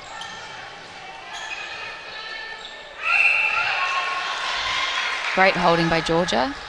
It's pulled back though to the goal attack. And as we've seen throughout this game, bodies on the line, McGee not giving it an inch. I think Georgia was lucky to get that call. She really should have gone with 2 hands. And Tona wouldn't have even been able to get a hand to it. We're back out to 4. We see that the Wales defenders are coming down and flooding it for that centre pass with Northern Ireland. It's obviously a tactic they've spoken about at half-time. Sorry, at the 3/4 time, and they're coming on and working on it in this quarter. Bowman keeps them in the game. Great defence there by Northern Ireland on that centre pass. The intensity from both teams, you can just really feel it, can't you? They're both picking it up. There's a lot on the line to play for here. Thomas and Jones working hard at the back to keep those options open for their team. Wales just can't seem to get it through and across this third line. They've had to reset and go back a few times now. There's that opening. Eleanor Roberts working the front well. But that's real patience, isn't it? At this point in time in the game, to be able to pass the ball around that many times just to maintain possession takes a lot of focus. It does. Sometimes it's harder to do that because you just want to get it forward. And that shows the experience of these players to be able to do that and not force it. They're up by a couple of goals, up by 4 again. Just play it around, and when it opens up, then go forward with the ball. Northern Ireland making a change of that injury time. Shauna Craig has gone to the bench. Emma McGee comes on at goal attack. McGee's been very strong for Northern Ireland throughout the last few years, scored many of their goals. So potentially a clever change there by Dan Ryan.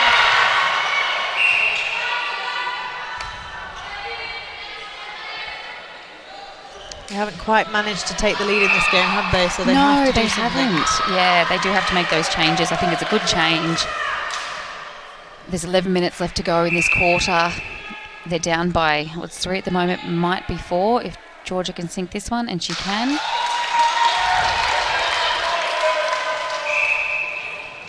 So Dan Ryan throwing what he can at this game to keep mixing it up, keep the defence guessing.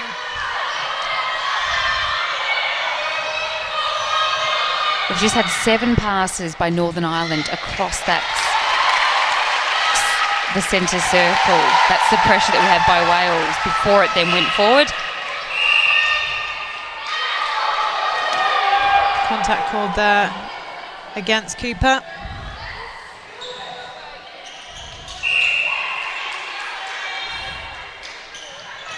Nice feed there by Drain. Seeing the space for Rowe on the baseline. It was a great pass. Good option too. She did have a goal attack in front, up the top, and she went over to Georgia at the base. Tona's probably going to get talking to her. You could see her signalling on the floor she wasn't happy with the umpire's decision. She has just been given a caution. Great depth there by Drain.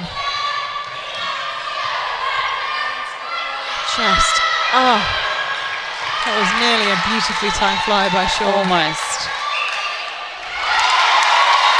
And Northern Ireland don't miss. 3 goals in it. Wales centre. It's getting quite loud in here now, isn't it? Northern Ireland know they need to turn it on. Tona needs to keep her composure a little bit. There's a couple of decisions that she's not been happy with. It's a good point. She does need to stay in it. She's had a great game so far. She's got some good intercepts. We don't need her losing out the last couple of minutes. Great drive there by Cooper. Northern Ireland showing their patience on the ball.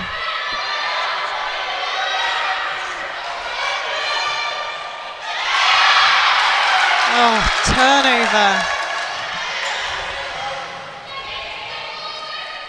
There's a great turnover for Wales and a timely one as well. Unlucky there by Tona. Read it well, just couldn't quite keep it in. Again, Georgia standing still. You can't stand still in these matches. You've got to attack that ball and keep running onto it. Eleanor Roberts comes out, draws the defence off Rowe. opens her up, pops it in. Textbook. And now we've got 5 goals in it, and Wales centre. It's starting to become a bigger and bigger ask, isn't it, for Northern Ireland? They can't afford to let this scoreline run out now.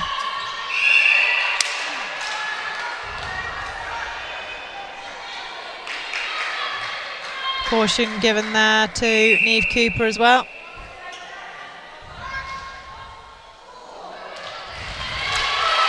She really needs to get that goal. It's not over yet. Umpire's just trying to keep control of this game. It's getting a little bit feisty. It is, isn't it?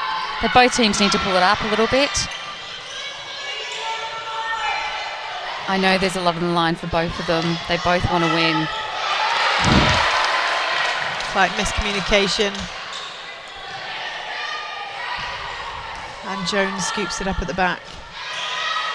I think Mia Jones has come on with really good composure as well. She has, definitely agreed. She's running hard on stuff, but off the body completely, so that she's shutting them down, but not necessarily then getting the contact. She definitely is. Good point.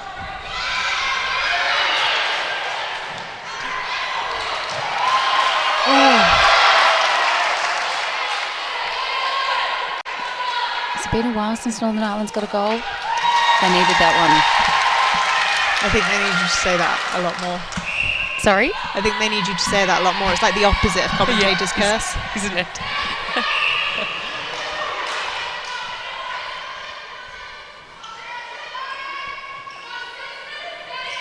Good space there by Drain.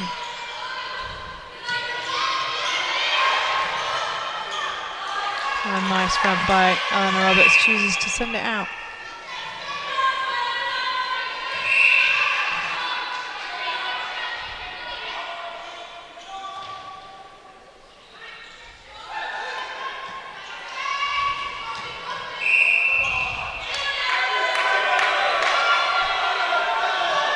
Eleanor Roberts choosing to just move the ball around. Seems they want to get the ball to Georgia Rowe at the post. And it did open up for them then, so that was great that it worked. They really need to get this goal in. Straight through. 6 goals in it, Northern Ireland centre. And just under 6 minutes. It's a bit of an ask now, isn't it, to come back from 6 down. A goal a minute without the other team scoring. Lovely pass from the third line straight into Lisa. Oh, she unfortunately missed that. She did need to get that one in. That's the pressure, though, of these type of games. And that's interesting, isn't it? Because she's hardly missed at all game. Hardly has missed. She's played very well. But arrow one end, arrow the other.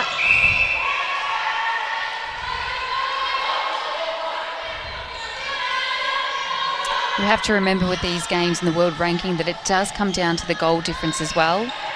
So even if you are losing, you do not want to be losing by a lot of goals. The closer it can be, the better it is for teams as well. Shaw drawn for a contact outside the circle. McGee not seeing any option, sends it back to the line.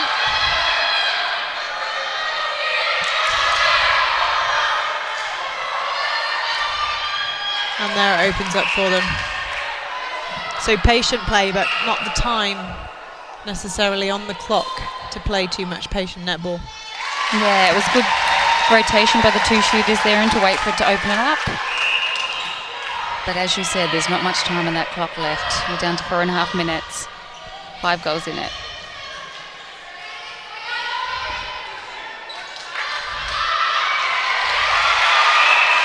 Contact drawn there. I'm not sure why the goal attack decided to get that ball. It really just didn't look like it was going to go through. Maybe that's tiredness, the last few minutes of the game. It'd be interesting to see her stats because I don't think she's put too many up, opting to pop them over. But like we say, you know, if that's the high percentage shot. Yeah. But maybe there becomes a point in time where you have to sometimes take them on. Yeah, and I think it's the mixing it up because as you said, she has looked to pop them over majority of the time rather than, okay, I'm going to back myself and put a few shots up.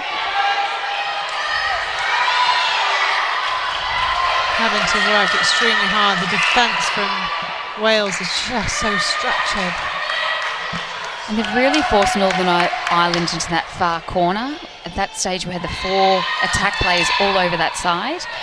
And as a defence unit, that's brilliant if you can get the team opposition to do that. And a back line for Wales, and an awful lot of time spent on that play as well. So, and no goal. Just get the feeling now that Wales just need to be patient and maintain possession of that ball. An interesting call. Goalkeeper way up the court. It's great to see that the defenders are still going though. They're not giving up. They're still chasing down those balls for Northern Ireland, and that's what you want to see. So if you were to call it out of all the players on court today in this game, who would be your player of the match? Ooh. Yeah, it's a tough one. I think both teams have had a few players that have done well for them. I think Jones in centre has been great for Wales. She's been steady. She's been available. She's great with her choices of who she's feeding to. I thought Chelsea did good when she was on Georgia as the shooting combination. And then I think Wales' defence as a whole has done well as well, the whole unit. So it is quite hard. I'd probably maybe go with Jones in the centre for me. Good choice. It's a tricky one, like you say. There's been some outstanding play in this game. And so many impact players as well. And even for Northern Ireland, I've been impressed with a lot of their girls and their play as well. That was such an amazing role. It was brilliant. Right on the post to Lisa. It's just not falling for them now, is it? No. Even on that tip, back into Welsh hands.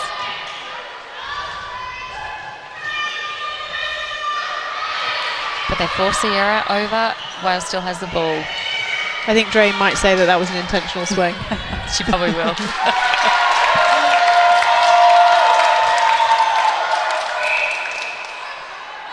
Quick check with the table on whose centre it is again. So we're inside 2 minutes and 6 goals in it. Wales leading. Oh. She must have heard me say I think she got player of the match for me, and she's a tip there for Jones. She's proven it. She's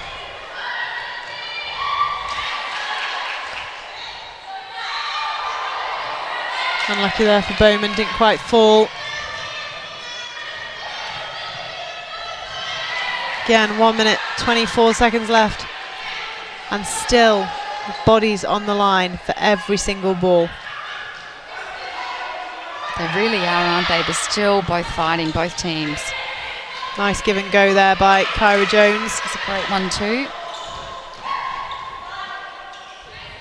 I would have liked the goal attack then to actually turn to post to draw that defender off her before she did the 1-2 with Jones. They still got the goal, so I guess it doesn't matter. But oh, big clash in the middle. Shaw just picks it up serenely, and they carry on. And hats off to the umpires then for letting that go. They could have blown the whistle and called it, but there was no need to. And I really like that they just let the play go. Whistle's gone, so it will go back. And the ball goes up to Rowe. 8 goals, and we're inside the last minute. So really blown out at the end of this quarter for Northern Ireland. Just 20 seconds left.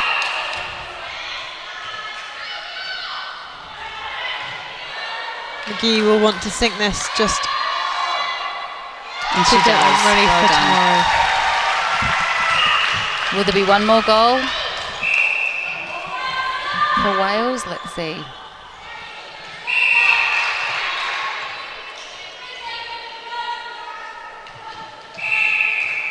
She should have taken that last goal.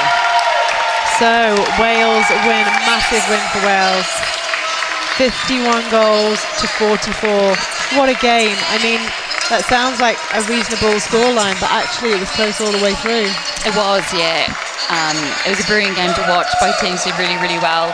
It was a shame for Northern Ireland that Wales did pull away there at the end because it was so close throughout that whole match. Both teams now have to regroup. The Northern Ireland team have the Republic of Ireland playing you tomorrow. That's us. That'll be a good one. That'll be a good test for them, won't it? Have you learnt lots by watching them now? I've learnt lots, yes. They'll be taking on, so Republic of Ireland and Northern Ireland is tomorrow at 2 o'clock, and at 12 o'clock tomorrow midday, Wales will take on the England side that you saw earlier. So that will be another interesting match, won't it? Yeah, it will be, because the England girls are quite young. So it'll be a really good one to see how they do. I'm looking forward to tomorrow's match play. Wow, what a game we have seen today. Some outstanding netball from both teams, and another great game earlier on. If you are enjoying the netball, please stay with us for tomorrow. We would love you to come back. Thanks to Jen for being here in commentary. I know that you just played and you come straight off here, so we massively appreciate that. Thank you. I enjoyed it. Thanks for having me. Thanks to Netball Europe, thanks to Antrim Forum, QTV and all the volunteers that have made this happen behind the scenes, and all the event sponsors, and thank you to you at home for tuning in, and we look forward to welcoming you tomorrow for some more fantastic action.